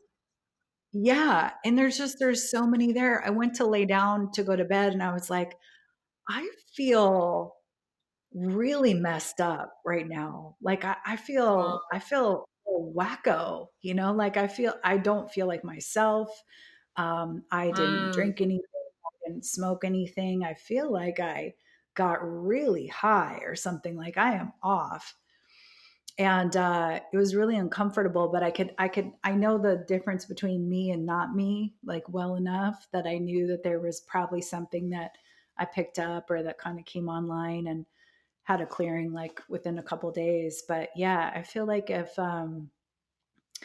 you're like a good treat, you know, those there's such a span between like regular little spirits and like demons, you know, and everything in between. And the more influence and impact you have on the group, the more they like to find you. Does that make sense? Mm. The more influence you have on the entities, you mean? The more influence you have potentially like on your fellow human beings, Ah, yeah, on like humanity, yeah, yeah, yeah. yeah, like, the more reach you have, the more you might be a target. I mean, A and I target. don't mean, yeah, or like So, they might just be like kind of hanging out, you know, waiting for an opportunity. yeah, yeah, yeah, yeah, yeah. No, that I, yeah. From listening to those sessions, there was a lot of that, and Yeah. but what I'm just intrigued when that happened, and you felt, oh, how did you know what to do? Did you know about entities at that time? Like, how did you get the clearing? You know what I mean? I did. Yeah, I did. Well, we learned about entities in acupuncture school. So we learned about clearing Wow. entities then. Okay. And I did an entity clearing on a client once, and the entity jumped into me, and I had never had this experience before, and I was so like, was I so glad to have this experience? I think I was so glad to have the experience. Um because I know what it feels like, you know, I know what it feels like. So Okay. it was it was the weirdest thing, because it was like a Friday night, and I came home and I felt weird, and I was like, oh, you're probably just tired, long day, you know. And I woke up the next morning, and it was like the whole world was like flat and gray. And I felt different. And then I remember going to the subway station, and I was like down in the subway station, and I was like, there's something in here. There's something in me, because I'm looking out of its eyes through my eyes. And it was the creepiest, most I it mean, was so unsettling. that What? makes sense because it's like Yeah, another layer of yeah, perception, and you're like, this isn't how I see things. This is not how I usually feel about life. You know? exactly. Wow. It was like I was looking out of a different window from my own body, and I was like, if I didn't know what this was, I would think I was having a psychotic break, Oh because my this is days. crazy. And I So was just what? like, What did I do? No, like what was it? What was it that you were seeing, feeling through that lens? It was like you take the world, you take the world as like vital and alive and vibrant and loud and interesting, and it just was like took it from an 11 down to like a 2. It was just like flat, colorless. Like I could still see color, of course, but like it just like all the life got sucked out of everything.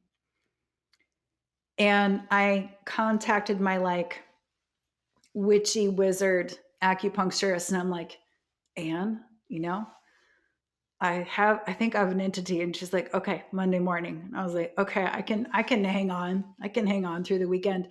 And I did. And I just kind of stayed to myself. You know, it was creepy and unsettling.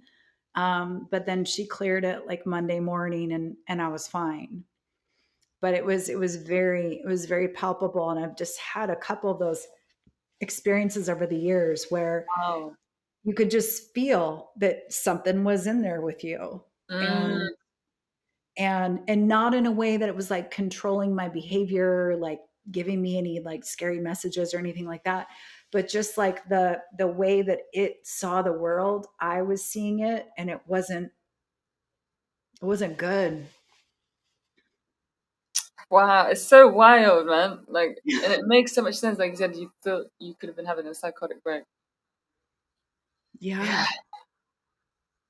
What? I'm wondering about. Sorry, you're gonna say something? I'm just gonna say I'm here for the adventure, you know. Yes. Whatever way it shows up, yeah. What What is the kind of clearing process in acupuncture? Um, You what do you do? I haven't done one for a long time. There's a three trinities. So it depends on how, like if someone is having a psychotic break, there's a third level that you do. I've never done that one before. I've only done the one and the two. But it's a ritual. It's a ritual. So you do the first point on the channel, on any of the channels. There's I think it's like the liver. I think for the second trinity you do the liver and the pericardium, so liver and like heart protector, and you do the first point on that channel, which is typically a point that you're going to bleed. So I don't think that you bleed. I don't remember bleeding them with an entity release, but you do. um, you insert 4 needles that are going to open up the channel and allow blood to flow, allow some movement out of the body. And then you talk to the entity, you order it out. You know, spell cast, however you want to say it. But I haven't done this one. I do entity clearings with breathwork, Yes. and there's a script as well. Can't remember the script of the acupuncture way, but Yeah. Yeah. because Fine. Fine. like the pre-communist like barefoot doctor, they always had to be clearing demons out of people. Like they've got rules, they've got protocols. So you speak to the entity, kind of mama bear energy, where you're going to Yeah. be like like a toddler that has taken one too many cookies from the cookie jar. You let it know it's not welcome. We don't do that in this house, and Mm, you clear the body, and you're going to, always have the open window, move everything out, shut the window. That's the basics. yeah. Yeah. So fascinating. One of my friends the other day is like, I think he just started learning about it in this course that he's doing, and he's just like, I mean, if we could only see everything that's mm, running around, it's wild. yeah, It's totally. wild. All the spirit, and I'm thankful I can't. I mean, I have friends that can see. I don't want to see it. I can feel it. I don't want to see everything. That's too much. Yes. Yeah, Too I much feel that. visual for me. Yeah. Yeah. But I mean, yeah, we got a whole party So, happening all the time. So and so the other time when it happened after the hospital, you knew straight away what was going on. I knew, yeah, I knew. And I after when I had a fall in 2022 and I didn't know, I knew it probably happened, but I couldn't feel it. But I was just in a different mental space Uh, because I had a brain injury. And so I wasn't all the way in my body anyway. And then with the time in the hospital and then the surgery, so I just had someone clear me. But I was recovering from the brain injury, so I wasn't like all the way in my normal self. So I couldn't feel the nuance or like the distinction of something else being there because I was already feeling yeah, really, really off. yeah, yeah. Yeah, but I'm all about those clearings, like as And so much as now, how do you have the clearing now? It's not through acupuncture, is it? It's a different way. no, I had a good friend who was like, we are no longer in touch, but she was always my person that I would go to because she was kind of like my demon cleaner. Like Yeah, she could go heavy, like she could deal with like the stuff that a lot of other people are not capable of working with, that's that I good. know. Yeah, it is. It's good to have someone on Someone this like that, speed yeah, dial. Yeah, for sure. I need a new one. I need a new one if you find anybody. yeah. Okay. Um, and then the other person was a woman who does like emotion code, body code, and so she could clear in that format. Yeah, Yeah. this is. I feel like this is another thing that's just coming more into the awareness of the collective, like what's really happening. Yeah.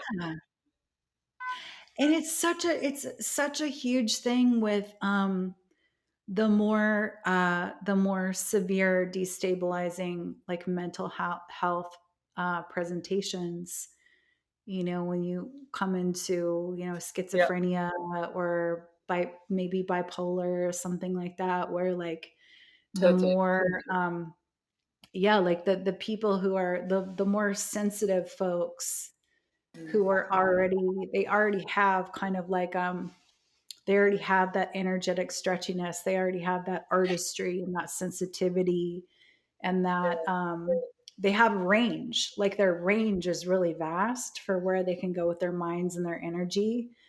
And then I think people just they get a little bit of psychic clutter, and then it kind of flips it on its side and makes it into something that can be destructive or chaotic or life upending. Hmm. Yeah. Yeah. So I feel so when you had the breath work, I feel like was life very different after you had those years of just like really purging, you know? Yeah, it was really good, because part of the another piece of it was that the depression had continued because I was still trying to find those knots and trying to figure out how to untie them, and so it had continued until I was able to offload all that sadness and all I that mean, yeah, anger. that makes sense, right?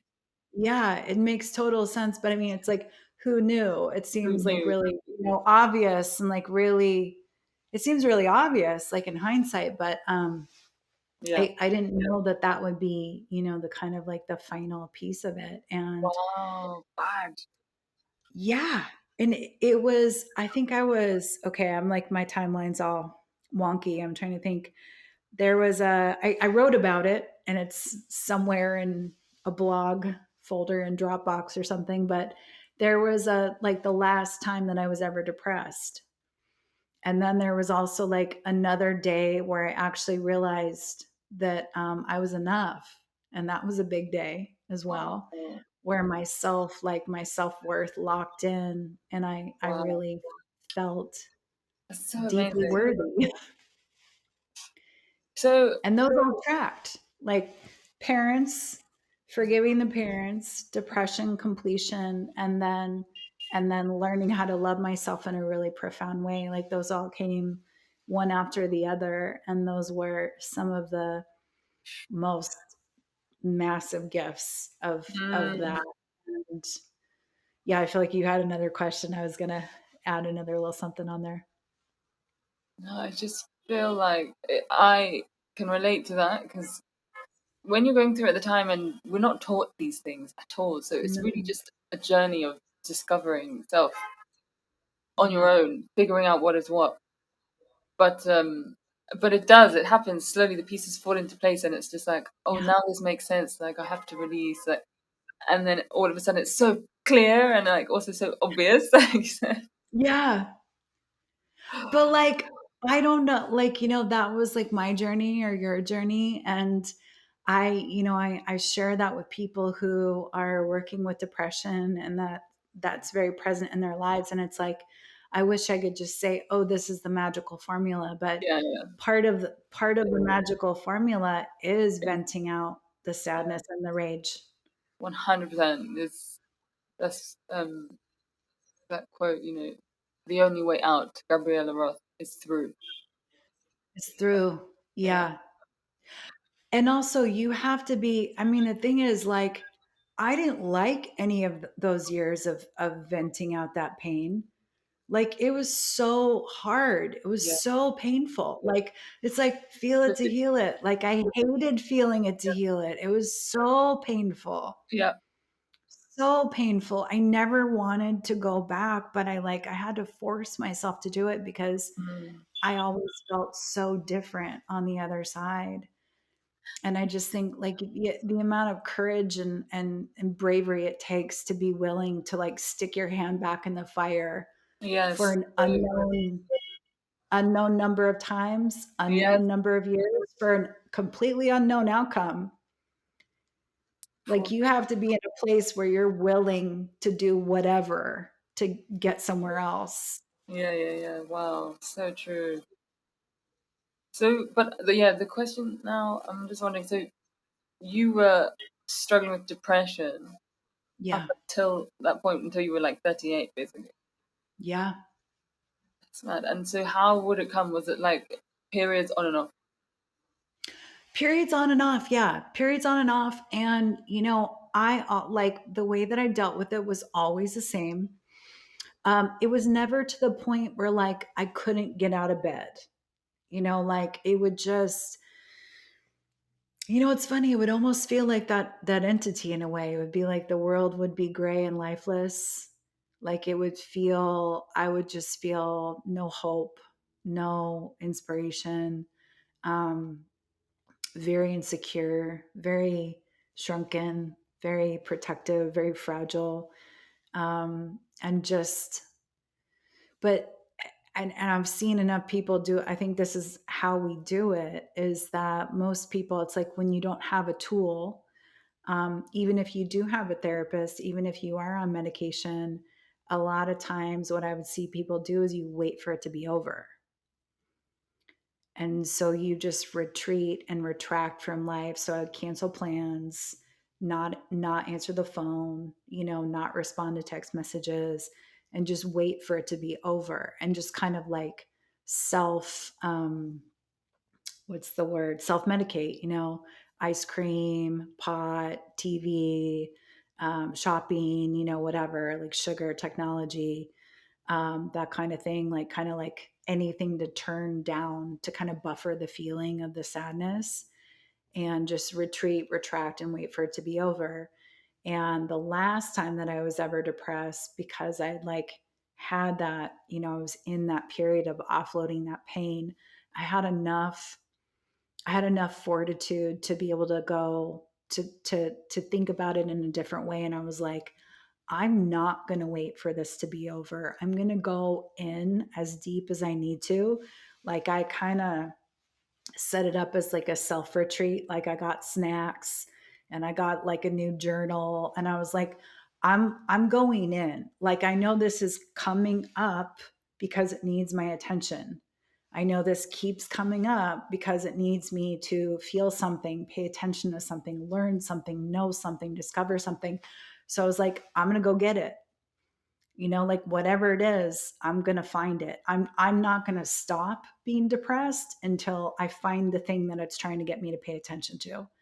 And honestly, I wish I could remember like the golden nugget that I found, but it was something like, you've always been worthy. It was something like so ridiculously simple that I can't even remember it. It was just like, duh, that kind of a thing. But it was like I had to sit in the corner and cry. I had to think about it. I had to feel it. I had to write about it. I had to sit with myself, unanesthetized, and just be with myself alone and find what find what needed to be heard. Was this, are you talking about now the period up before the like big breakthrough, or was this after that? It Oh, was like after a couple years of the breath work, and yeah. then it was like the first time I'd felt it since I'd been doing breath work, Uh, and I was like, nope, this is it. oh, it's like a whole reframe. Yeah. Yeah. And Nice. then it was over. Yep. So freaking cool. So It's then, so freaking cool. It really is. It really is. So freaking cool. I mean, come on. yeah, this is what we're here to do. Like, We're what? capable of so much. Yes. Totally. Yeah. Yeah. So what did life look like now? Like from then up until, this moment?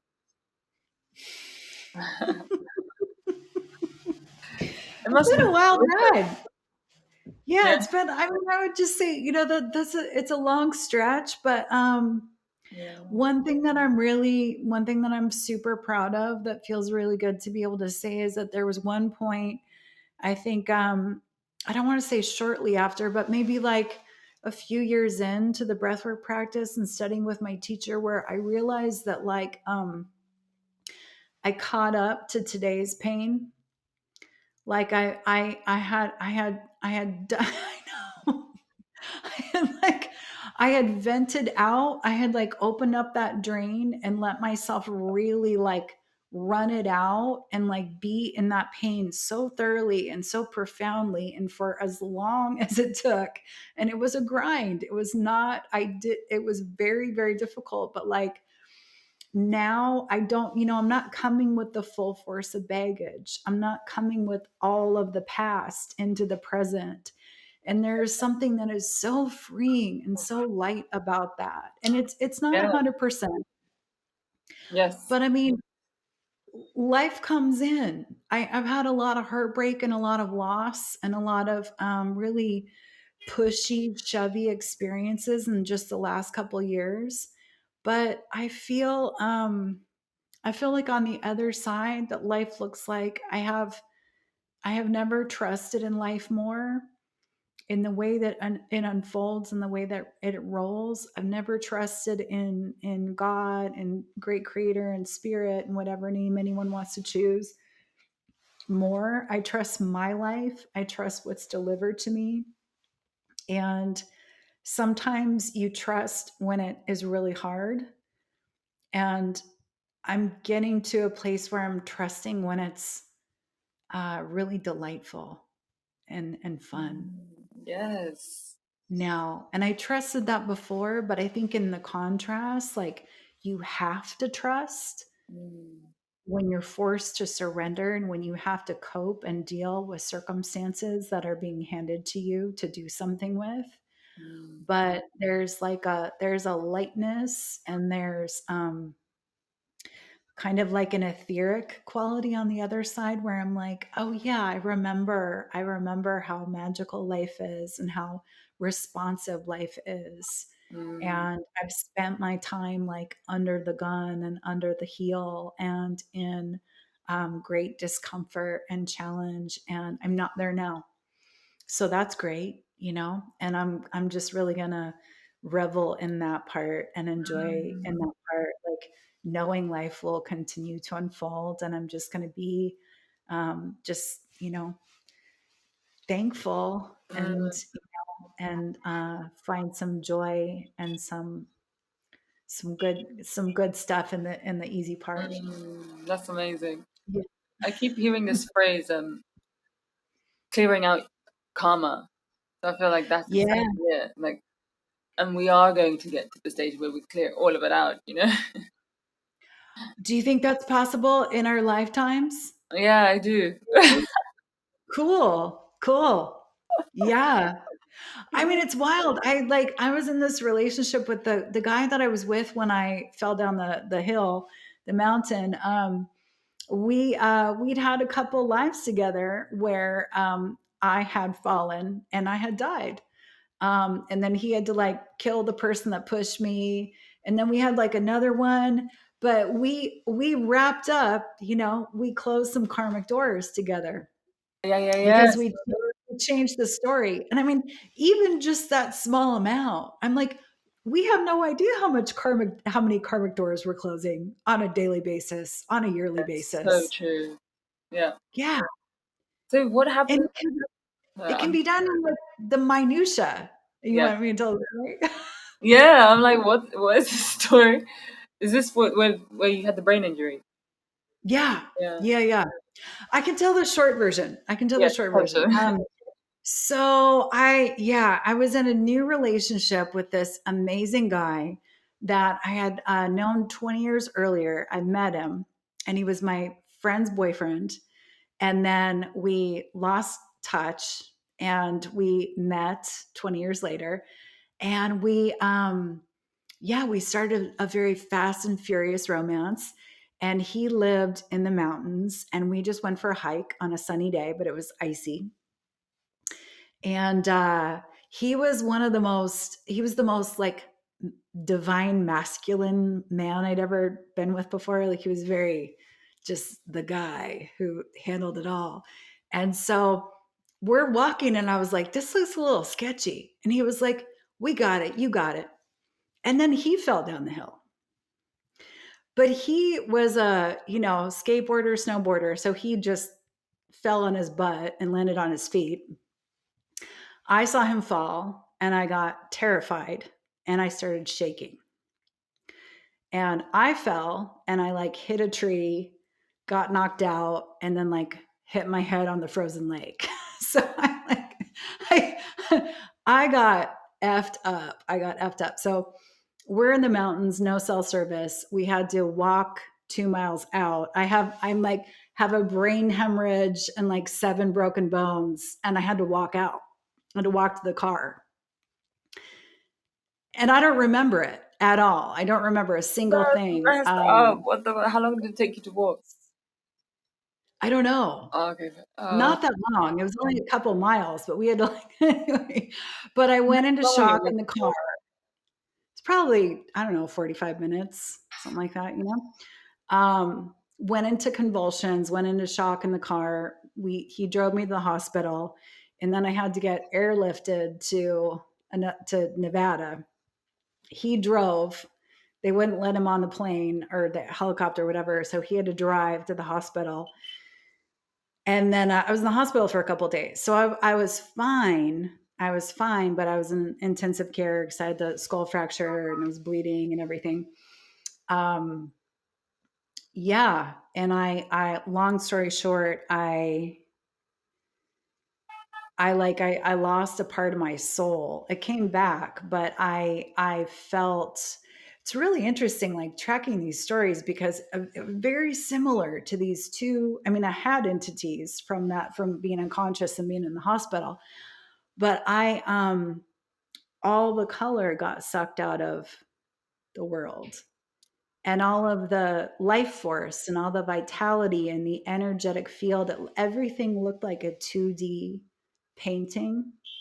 And I was terrified because I didn't know when it was going to come back and I couldn't walk and I was in an incredible amount of pain. And my mom had to come and live with me for a couple weeks. And the thing was, I recovered like shockingly quickly. Like I was like back on my feet and like I have a tiny bit of memory loss, but like tiny, teeny weeny. Like I have no ill effects from that brain injury. And it was my second like TBI of my life. And it was potentially going to be like, I went to go see the neurosurgeon for a check in and never met this guy before. And this was when I knew how serious it was.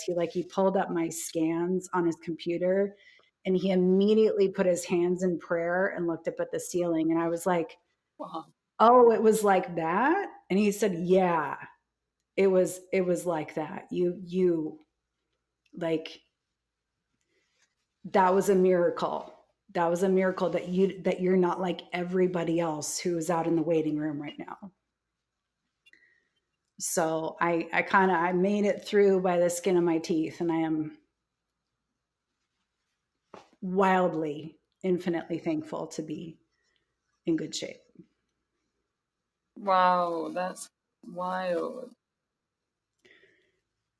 It was, yeah, it was wild.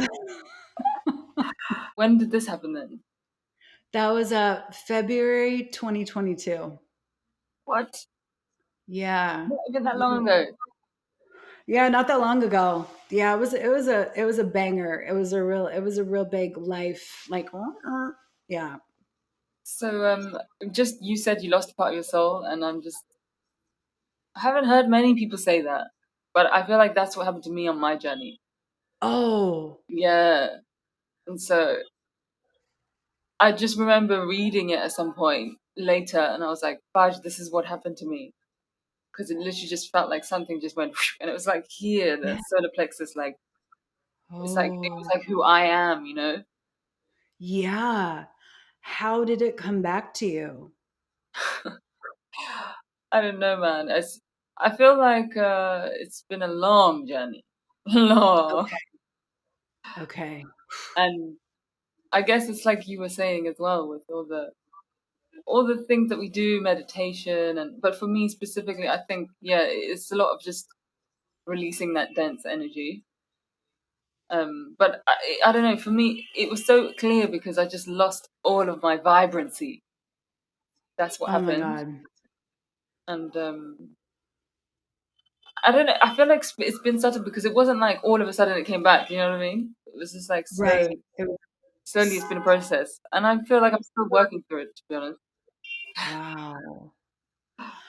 I don't, it's an interesting thing to describe because it's like it's such a visceral, it's a feeling, Yes. and I couldn't really describe it.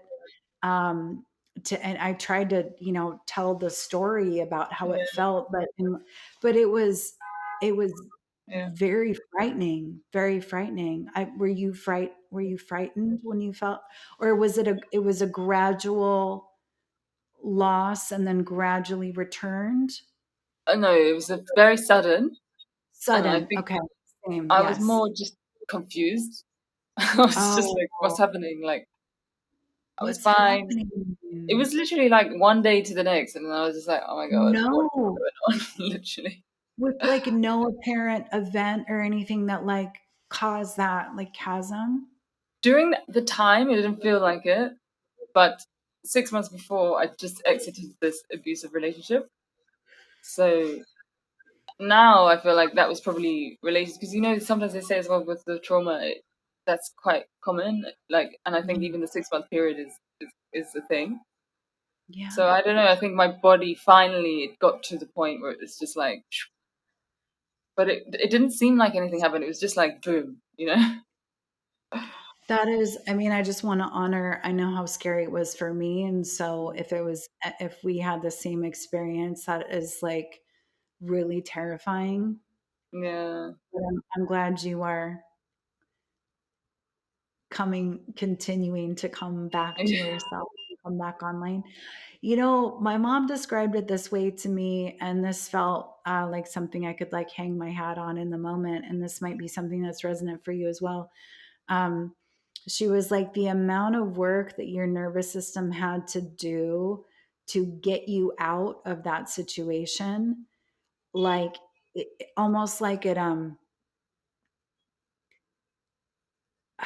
almost like like you had to come back on, like I had to come back online. Like it was like frozen. Like yes, it had to cover over all of the trauma, and it yes, had to anesthetize me and make it okay that then like yeah, there was a piece of me that had to kind of like exit or step out um before the repair could begin, and oh then I my could come day. back in. No, where is that? Okay. Yeah, yeah, that definitely Yeah. resonates. It's so fascinating, and like you said, it is hard to describe. I remember at the time trying to tell people about it, and they were just then like, oh, maybe you should try this or try that, and I'm just like, no, you don't get it. Like, there's something You else don't going get it. on. Yeah, My soul's gone. yeah, yeah, Like, yeah. oh my God, because the way it felt for me was like, where did I Yes, go? that's what I was just Like, gonna say. The same thing to me. Yeah, where's my personality? Like, yeah, I don't even know where I am. I feel like an empty vessel. yeah. Totally. It's so disturbing, especially Yeah. when you know yourself too. Like, Yes. I have a relationship with Yeah. myself. Same. I mean, Yeah, if you're always kind of checked out and numbed out, it'd probably be less scary. But when you're really yeah, in yourself and then all of a sudden you disappear, it's yeah. so disturbing. Yeah, and I even remember telling one of my friends, like, this is what happened. Like, and then he was just like, no, like, you were always there. Like, you can't, you're not any. And I was like, no. This is definitely something else. Right. I'm a shell of myself, though. Okay. Yeah. Glad I seem okay to you. Yeah. It's true though. It's so hard to describe, and I mean, it's so much. Like now, I'm in a whole different place. Like back then, I just remember it was just I just had no energy, everything. But most of all, it was just like this. It was literally like this thing of like who I am, Jess. It just Right. went, and then God. and I know I was conscious of. I was like, how do I get myself back? Like, Right. where am I, and Right. how do I bring that back? Yeah. Did you get any instructions from yourself or?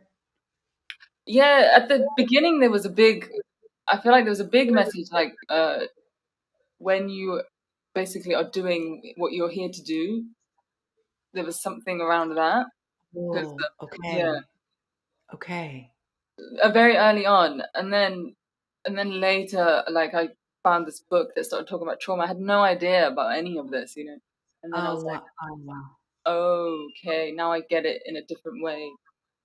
Oh, That yeah, like understanding the body and how it stores all the emotions and how it like this journey.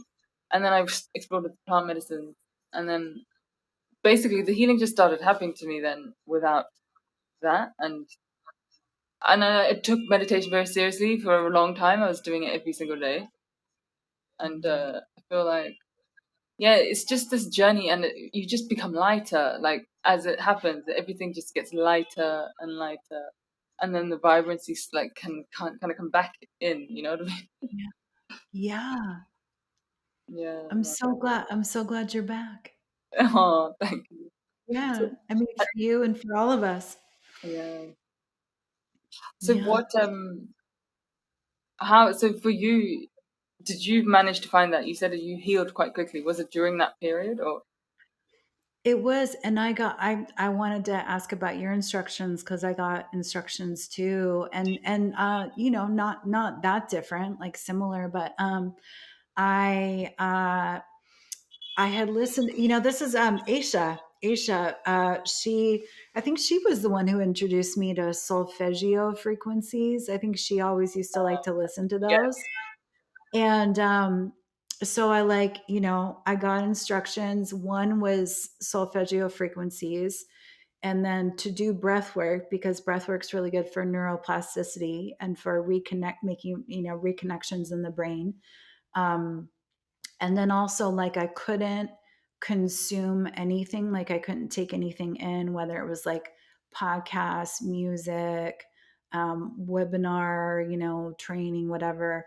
It all had to be very clean, like it all had to be very, like, I hate to say the term high vibe, but it had to be high vibe, like it couldn't be like I couldn't watch TV shows where people were getting murdered, and I couldn't watch a sitcom where people were like degrading women, or I couldn't, I needed to keep everything really like above board as far as like the frequency that was coming into me. It needed to be inspiring, it needed to be uplifting, it needed to be powerful, it needed to be expansive. It needed to be, again, a very overused word, but it needed to be like positive. It needed to be uplifting. And that was the only kind of like media or things that I could consume in any kind of media form. And so I had to, yeah, the solfeggio frequencies like played all day long for like 8 hours. And then there was breath work. And then anything that I was like watching, reading, listening to had to be very refined in its energy. And that was like 30 days of that. And I was like at least able to I had a breathwork training that I had to teach that was planned, and that people had already bought their plane. I couldn't cancel, and so I was like on painkillers for that training. But I was like I was at least in my head. My soul was back. Mm. So fascinating. And the thing that I read as well, it was so random. Like I went into this shop. It was like a moon. It was like a whole month of like the moon and the definitions, like astrology kind of thing. And there's this one chapter, and it basically said, in shamanic societies, they believe that if you have gone through like a very deep trauma, your soul leaves the body. Yeah, Oh, I mean, yeah, like duh, but yeah, part of yeah, the soul yeah, leaves. Yeah, right. yeah, Even saying it now, yeah, it's like, oh yeah, that does make sense.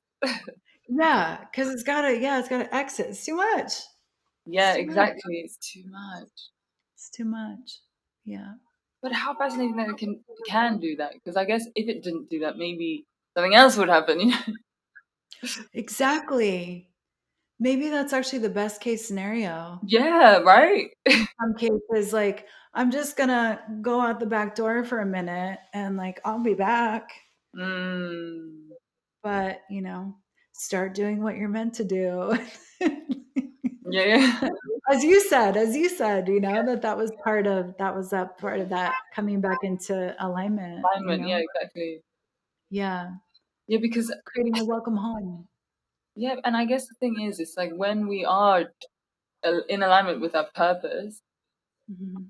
everything has to be in alignment, right? So Yeah. finding that path and that journey, everything has to, you know what I mean? The Yeah. healing has to take place. It's all going to happen. So that also makes sense. And it also makes sense, like, both of the instructions that we both got were in a sense, we were creating a more welcoming environment for our soul to come back to. Mm. Kinda like roll out the red carpet, like, Yeah, let's get it good in here, let's get it really good in here, and then come back, you know? yeah, yeah, yeah. Like, I'm welcoming you home Yes. with this good energy in here. Yeah. Wow. Well, I'm so glad. I mean, again, I know how terrifying it is, so I'm not glad that Mm. that happened to you, but I really haven't found anyone else who can relate to No, that. I know, So no, I'm right. thankful. Yeah, it's such a weird experience. And like, yeah, Yeah, you can't unless you know what it feels like, you can't describe yeah, it because no one, yeah, they don't make the connection. So yeah. right. I'm forever connected to you, Jess. Yeah. When you said it, I was like, what? No way. She knows. She Yeah. knows. Yeah, I feel that about you. Yeah. Ah, Yeah. but it's amazing. It sounds. I mean, I'm so intrigued as well that it was such a rapid like recovery for you as well. Like, cool. Yeah. I think I mean, I just, But also, so at that point, you'd been through a lot of healing and already, you know. I had, yeah. And I mean, I don't know if that had anything to do with, um, I just feel, I mean, I know it's kind of like, what is it? Like I almost feel like it feels corny to say that I feel, uh, blessed. I don't know. Like I don't think like I am blessed because I didn't have a more severe experience of that, or do I? I don't know how I feel about that. Um, I just know that I got pushed up to my edge. That was my edge in that moment in time, and I am excessively, exceedingly thankful that I am mobile and that I can think and teach and live my life. And I think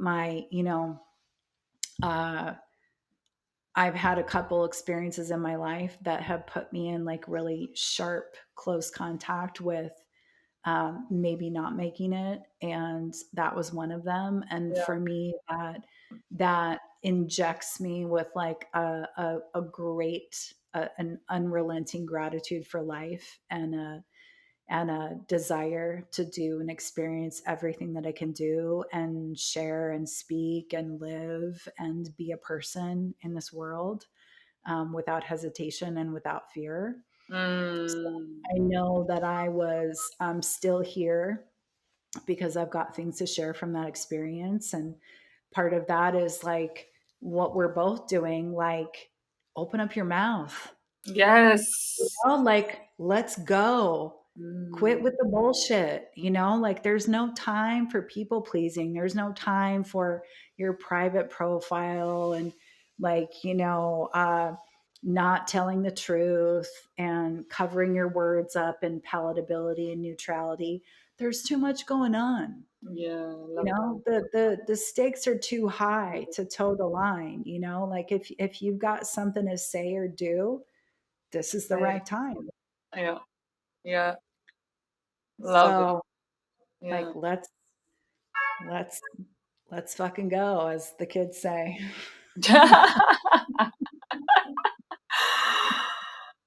So, wow, what a breaking journey! Like, damn, son. Woo! And on it goes. What's gonna happen tomorrow? Who knows? What's gonna Yeah, happen the rest of the year? Who knows?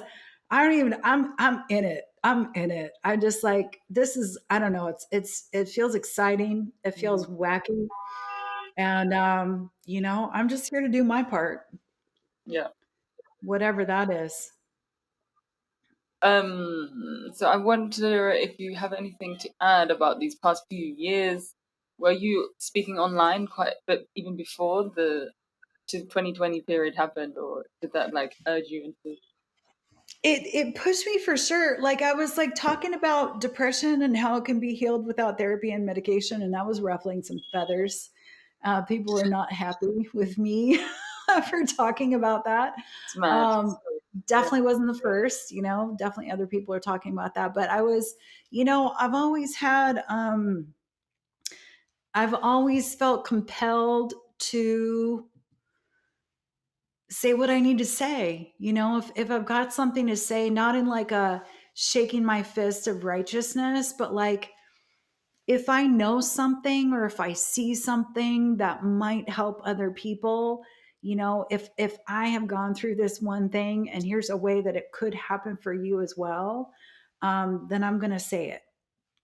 And then I don't think that probably any of the people that I knew who are in my, Instagram or real life community had any idea how I felt about the government or the pharmaceutical industry before 2020. And it was a big surprise, because I'd never really had to say things Yeah, in public space about how, I mean, there was no need to say anything, to really come forward with a vigorous voice around those things and how I feel about systems. But I would have been, I would have felt sick, like if I had mm, silenced myself, if I had kept my values under wraps, if I had not used my voice in the way that I did, I would have felt like such a sellout, like for my own integrity and my own value system. So I didn't realize that it really came with a risk until it did. It I did get canceled in 2020, and I really. you know yeah, and it was, it was all right. Again, wouldn't it was very challenging to move through it, but I learned a lot. I When learned you a lot. say And the getting cancelled, do you mean like by your yeah. friends or online? In the breathwork community, so like yeah, online on Instagram. So there was like yeah, big movement to get me to not do breathwork anymore and to also stop talking about Isn't that aliens and the wild? government. Yeah, yeah. I love it. It just Censorship. it just got so weird. It got so weird. And I mean, I understand the level of fear and the level of emergency and the level of like terror that was in a lot of people's hearts. And I just, it was a lot, but I wouldn't take it back. I wouldn't take it back. I was a little bit more cavalier with what I was sharing because I didn't realize how many eyes were on it. So I just was like, hey, this is cool. What do you think about this? You know? Um, but it's given me a heightened level of integrity, energetic Yes. integrity around everything that I share now because I'm like, even especially if I post something else, someone else's words, I'm like, am I 100% in alignment with this message? You know, if I'm like, there's got a little bit of like judgy quality to it, or feels a little sharp, you know, like I'm just not going to share it. Like it really needs to be something that feels like it comes like really from me if I'm going to share something. Yeah, yeah. Yeah, I love that. I feel like I've seen, yeah, more people really, it's just like sharp words that are just straight through, they just cut, I just feel like Yeah. there's more of that coming, even though it's still not like loads. No, but it's, yeah, it's still there. Yeah. And people are, I mean, I don't, again, like I'm in the US, like I don't know how it feels to be. I mean, every country's got their own personal deep challenge of what's going on systemically. And yes, and globally. I mean, I know this US election, like this election year is going to get real weird. And, I'm not going to contribute to it, you know, in Yes. that fashion. I'm not interested in that. I'm interested in like Yeah. the weird perspective shifts that we can do with it. Yes, totally. So Yeah. how has that changed it? I mean, like for me, I think it was also similar. People didn't really know my perspective in 2020 about Yeah. all of these things, and all of a sudden, Yeah. it's so interesting. All of a sudden, it's like now I'm talking about it, and people were definitely shocked, I think. And then, but yeah, I was just wanted to ask you, how do you think that has changed now over the past few years? And and obviously you didn't give up breath work, which is great. No. I mean, I think it's like I posted something the other day, like I shared Dave Asprey's shared a Wall Street Journal headline about COVID being just like the flu. And, you know, I got the most story views that I think I've gotten in years. I don't know why. And then the most like likes. Um, and, you know, I don't know. It's like, I think there's still some people that think it's like kind of brave to post something about COVID. And so they want to like high five you. And that's weird to me in a way, because it just, I don't know if they were there 4 years ago or not, or if they just Yeah, think I'm being wild right now or something. yeah, And then I got a couple people in the DMs that were like, "What about all the people that died?" And I was like, "What about them? I mean, like, what's your actual question?" Like, you know, just like reactionary people. And not to diminish death in any way, shape, or form, but it was like they were asking a question of that had nothing to do with what I said. Anyway, it doesn't matter. Um, yeah. I feel like I'm back. I'm out here. I'm gonna say what I feel like needs to be said, and I'm gonna do what I'm here to do. And I think that the biggest thing that like one of the biggest things that came out of that whole part was that every single human being on this planet holds something that is unique to them that not another person carries. They have a particular framework, perspective, ideology, creativity, genius, artistry. Like every single person on this whole planet, they've got a gem. They've got something, and it can be part of what solves the whole game. Mm, Like if everyone is in full expression of every mm, gift that they were given, then that is part of what's going to evolve us forward. That's a section of it. So everyone who is not speaking, not talking, not creating, too confused and waiting for another day. I'm wanting to create inspirational explorations for people, especially like the healers, the teachers, the leaders, the guides, the people that are doing conscious healing work, so they can feel safe enough to bring their weirdo-ness out into the field Yeah. and be safe and comfortable and feel allowed to express. If they're an oracle, if they have a vision, if they have an idea, whatever it is, whatever that lives within them. I'm very focused on that right now. Mm. Just wanting to let everyone's voices come all the way out, like heal through the core wounds, heal through the patterns, like connect to the inevitability of your contribution. Mm. Because we've been saying that thing, all hands on deck, for like 4 years now. Mm. But let's really put them on the deck. Yeah. Start the podcast, interview the people, have the conversation. Like, doesn't have to be big. It can be Yes. so tiny. Yeah. So true. It So can be just play your part. yes. I mean, it's interesting. I feel like this is coming back again to when you are in alignment with your purpose, and it's like, imagine so many more people doing that, because Yeah, everyone has a role to play, you know. everybody. Yeah. Like, nobody's insignificant. Not one single soul in the entire world. Like, nobody's insignificant. Yeah. And the amount of people that wait to take action because they don't feel good enough or are too afraid of getting judged or mocked or criticized. Like, whatever I can do to help people move that out of the Yes. way, Yeah. because people suffer when they're not being utilized. Yeah. Totally. And I think a lot of people don't really know why, but Right. it's so fascinating because I feel like that has been my healing journey. You know what I mean? It's like, and you said as well earlier, like, if I wasn't truly authentic, I know that I would be in pain, or I'd suffer. Like, Yeah. it's a thing. Yeah. Yeah. It's like living halfway or Yeah. something. Like, Yes. something's missing.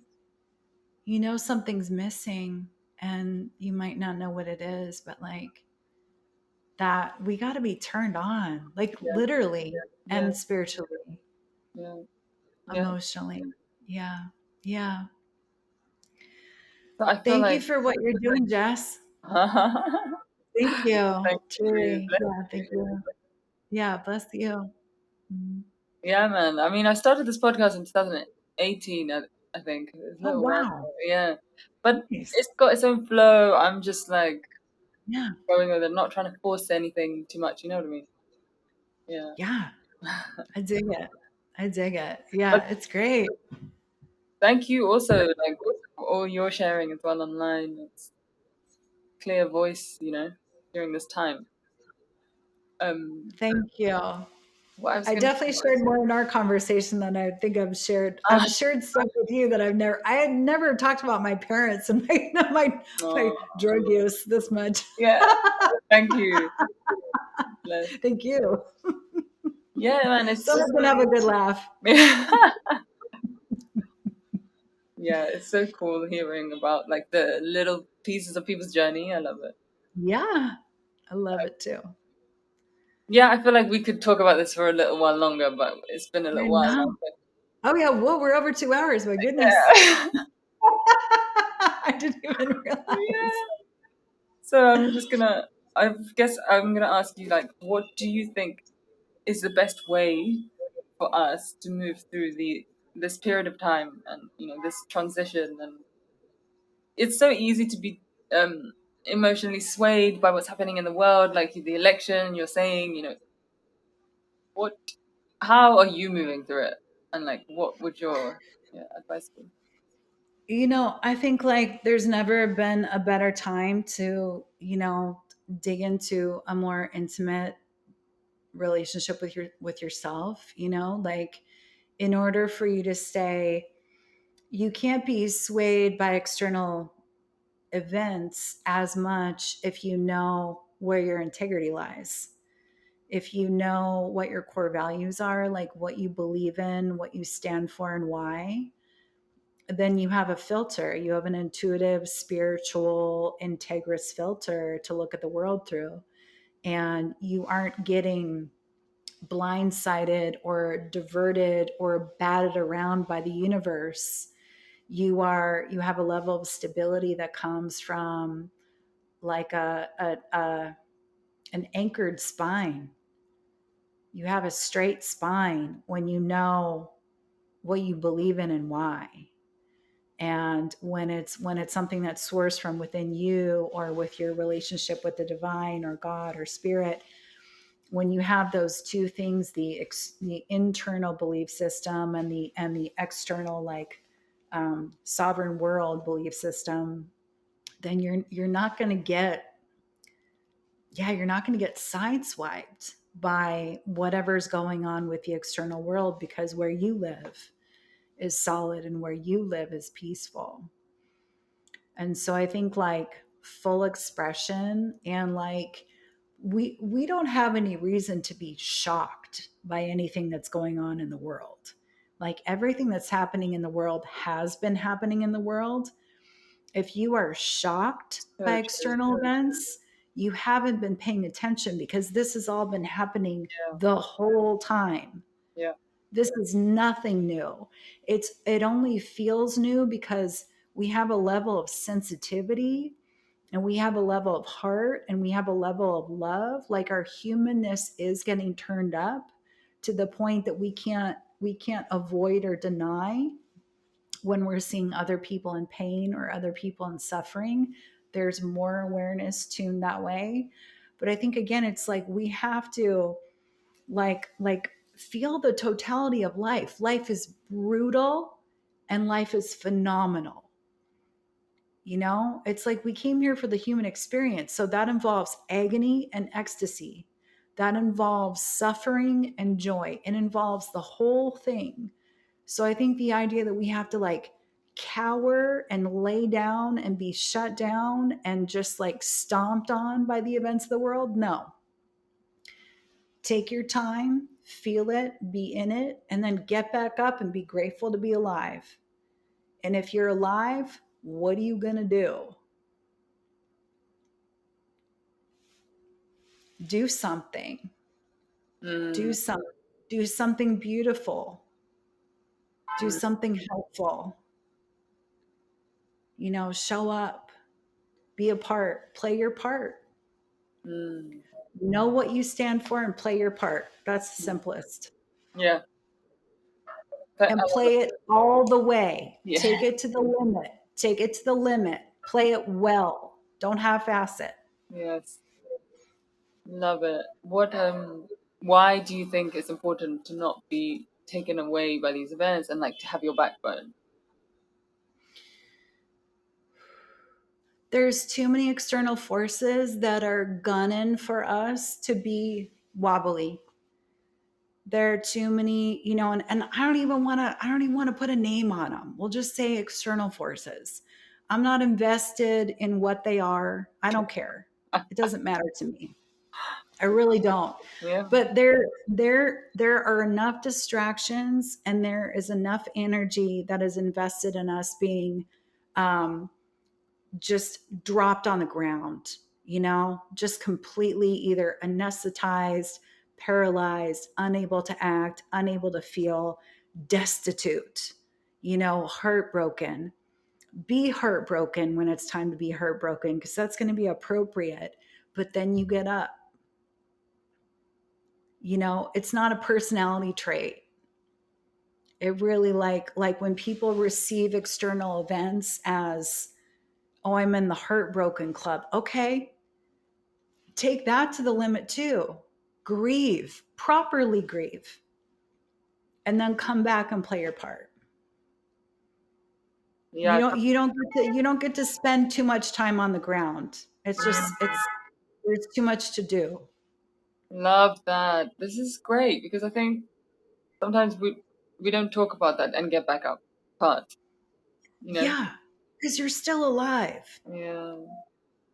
And that is a phenomenal thing, Mm. that we get to have another day and we have the opportunity to do something with it. It is a gift that is too easily taken for granted. And it's Yeah. just, we're here to contribute. So Yeah. that's part of our responsibility. Ah, nice. Yeah. Okay, so I'm gonna ask you two more questions. Where, Okay. what is your vision of like this new earth and this new world? Hmm. How do you see it coming into play, into formation? You know what? I am. It's funny because I would never have I consider myself pretty pragmatic, but like I'm not mad at utopia. Like I'm, like let's get it in here. Like let's whatever we can do.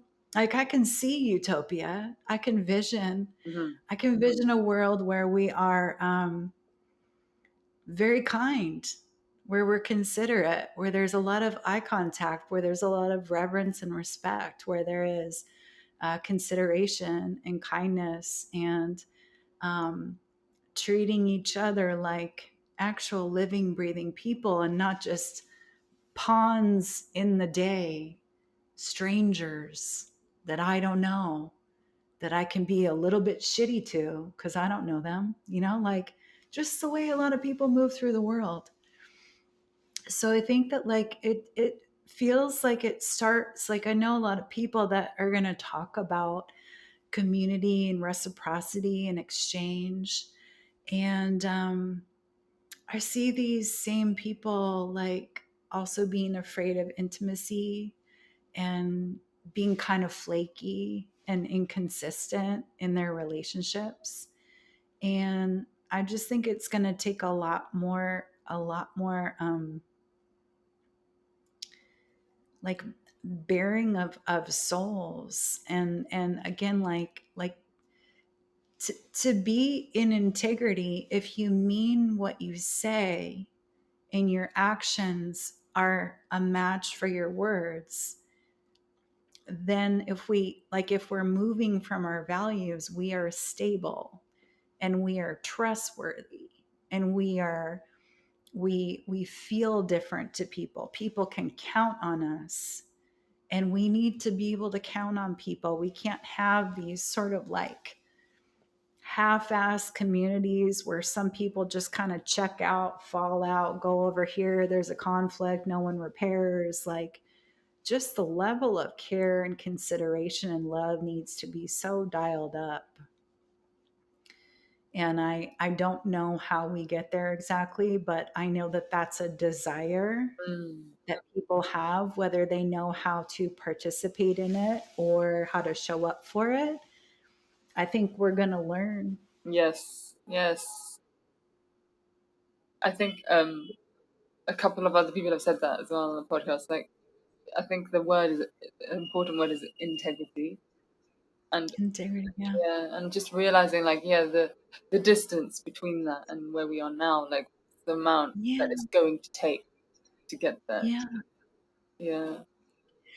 And I don't really necessarily want to bring the climate into it because I'm very open to all of the different ways that that could move. But I think that I know that I'm looking at my relationships right now where I'm like, I want to be in a relationship with people where, like, if we did need to share resources because they were reduced, that I could count on you Yeah. and that we would have the type of relationship where if I had water, I Because, would want to share it with you yes. and you would want to share it with me, Mm. and food, Mm-hmm. or whatever the case may be. And I don't think we're going to need to learn it in that way. But I think there's going to be a couple more things that are going to be a little bit more pushy that are going to force people into, Mm. put their backs up against the wall in a good way, Yeah.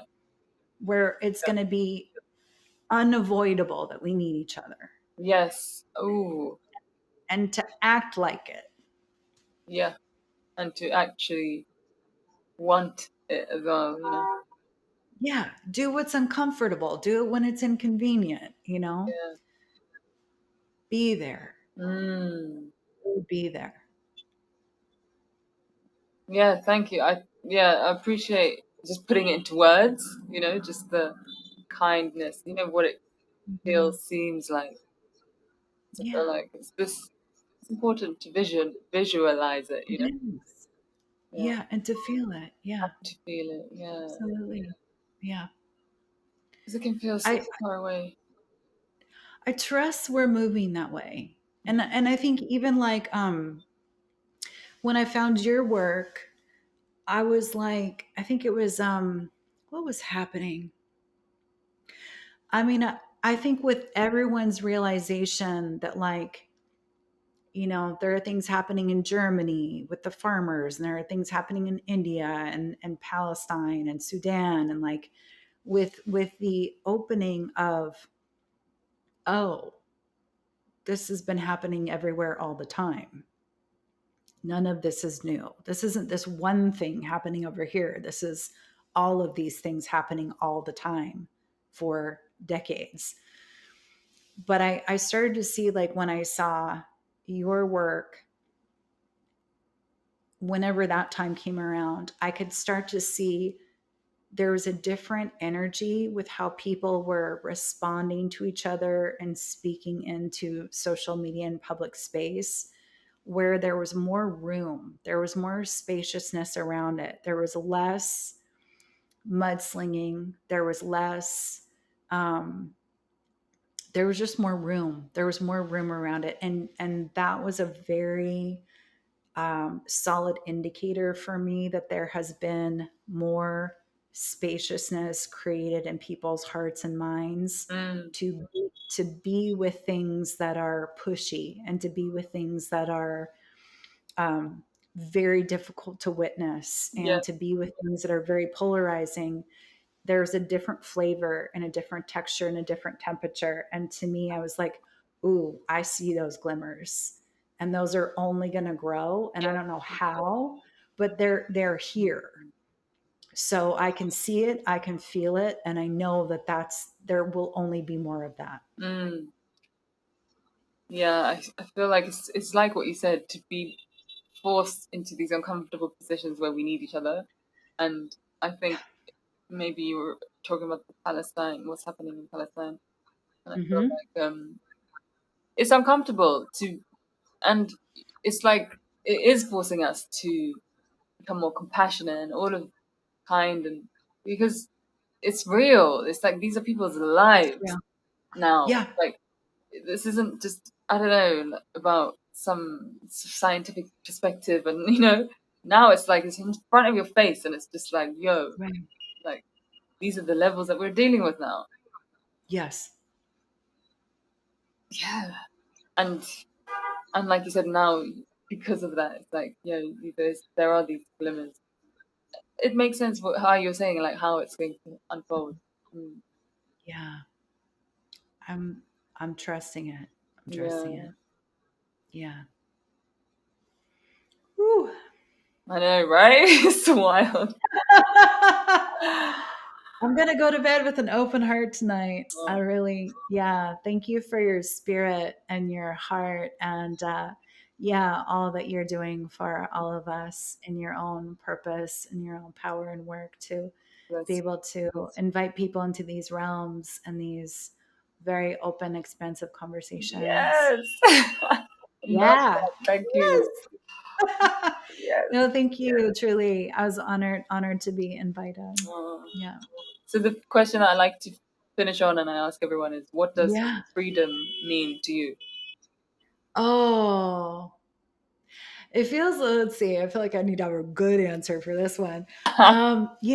It feels like limitless. Like if I feel like I can just, like I could stretch my arms out. Like it's just, there's no limits. There's no limits. Like if I had to say what it is in my body, it would be like running through a field with my eyes open, and like flowers everywhere and fresh air and like a little bit of sweat and like laughter. It feels like no restrictions, just like full out expression, just unfettered, like no boundaries. No boundaries, just like stretching yourself out to the edges of the universe and being able to think, act, feel, create, be, as much as full tilt and full volume as lives within your body. Yeah, no boundaries in a good way. Yeah, Yeah. yeah. Amazing. Thank you. Yeah, running free. Yeah. Oh, amazing. Thanks so much. And I appreciate you sharing your story. I feel like the thing about depression is such a big one. So like I hope people find their way to this conversation and can just like Yes. learn from your journey of true healing, you know? Amazing. Thank you. Mm, Thank you so much. And yeah, and I haven't even gotten to it's funny because things happen and like that was 10 years ago for me. So I'm not talking about it really anymore. So to have the opportunity to like bring it back and mm. let it be fresh in maybe some people's minds that haven't heard me or don't know me or just discovering it for the first time. It's yeah, any stories of any way that people do things in a non-traditional way is like so fortifying for the soul. So true. It's interesting you said that Yes. 'cause I think for me as well, these days I'm talking more about what's happening now, you know? Yeah. Yeah. Yeah. But the old stories are good too. They're Yeah, just like, I'm yeah, not in that place anymore, so I'm not talking about them. I yeah. think about that a lot because, yeah, I used to work like exclusively with like trauma and emotional healing and inner child healing. And I'm good on that within myself. So now I'm doing other things. But yeah, that's still an essential piece of being a human Yeah, totally. and But being able to heal through that. yes, and like you said, it's I think it might be similar for you, but for me now it's just like okay, now it's about standing in your power, and like you said, yeah, Yeah, you were saying before, yeah, and obviously that's part of it, absolutely. yeah, Yeah. Yes. yeah, We're ever evolving. yeah. Yeah. Thank you so much. It was amazing talking to you, and yeah, keep So fun talking doing to your you. Longest podcast of my life. I love work. it.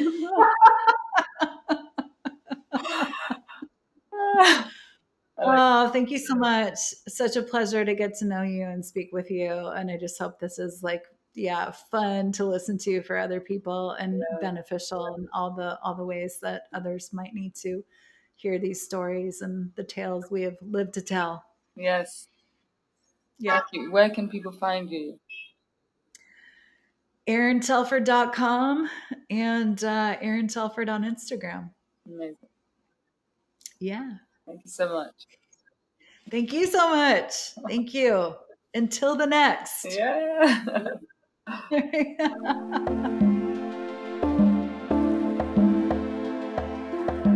Thank you so much for listening to this episode and to this podcast. We hope that you can gain many insights through the art of listening.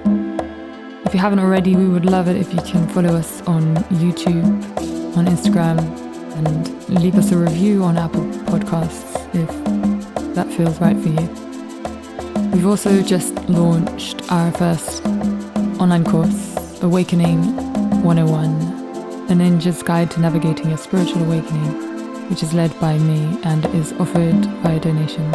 So if you feel called to that, then please dive in. It's available via our website. Thank you.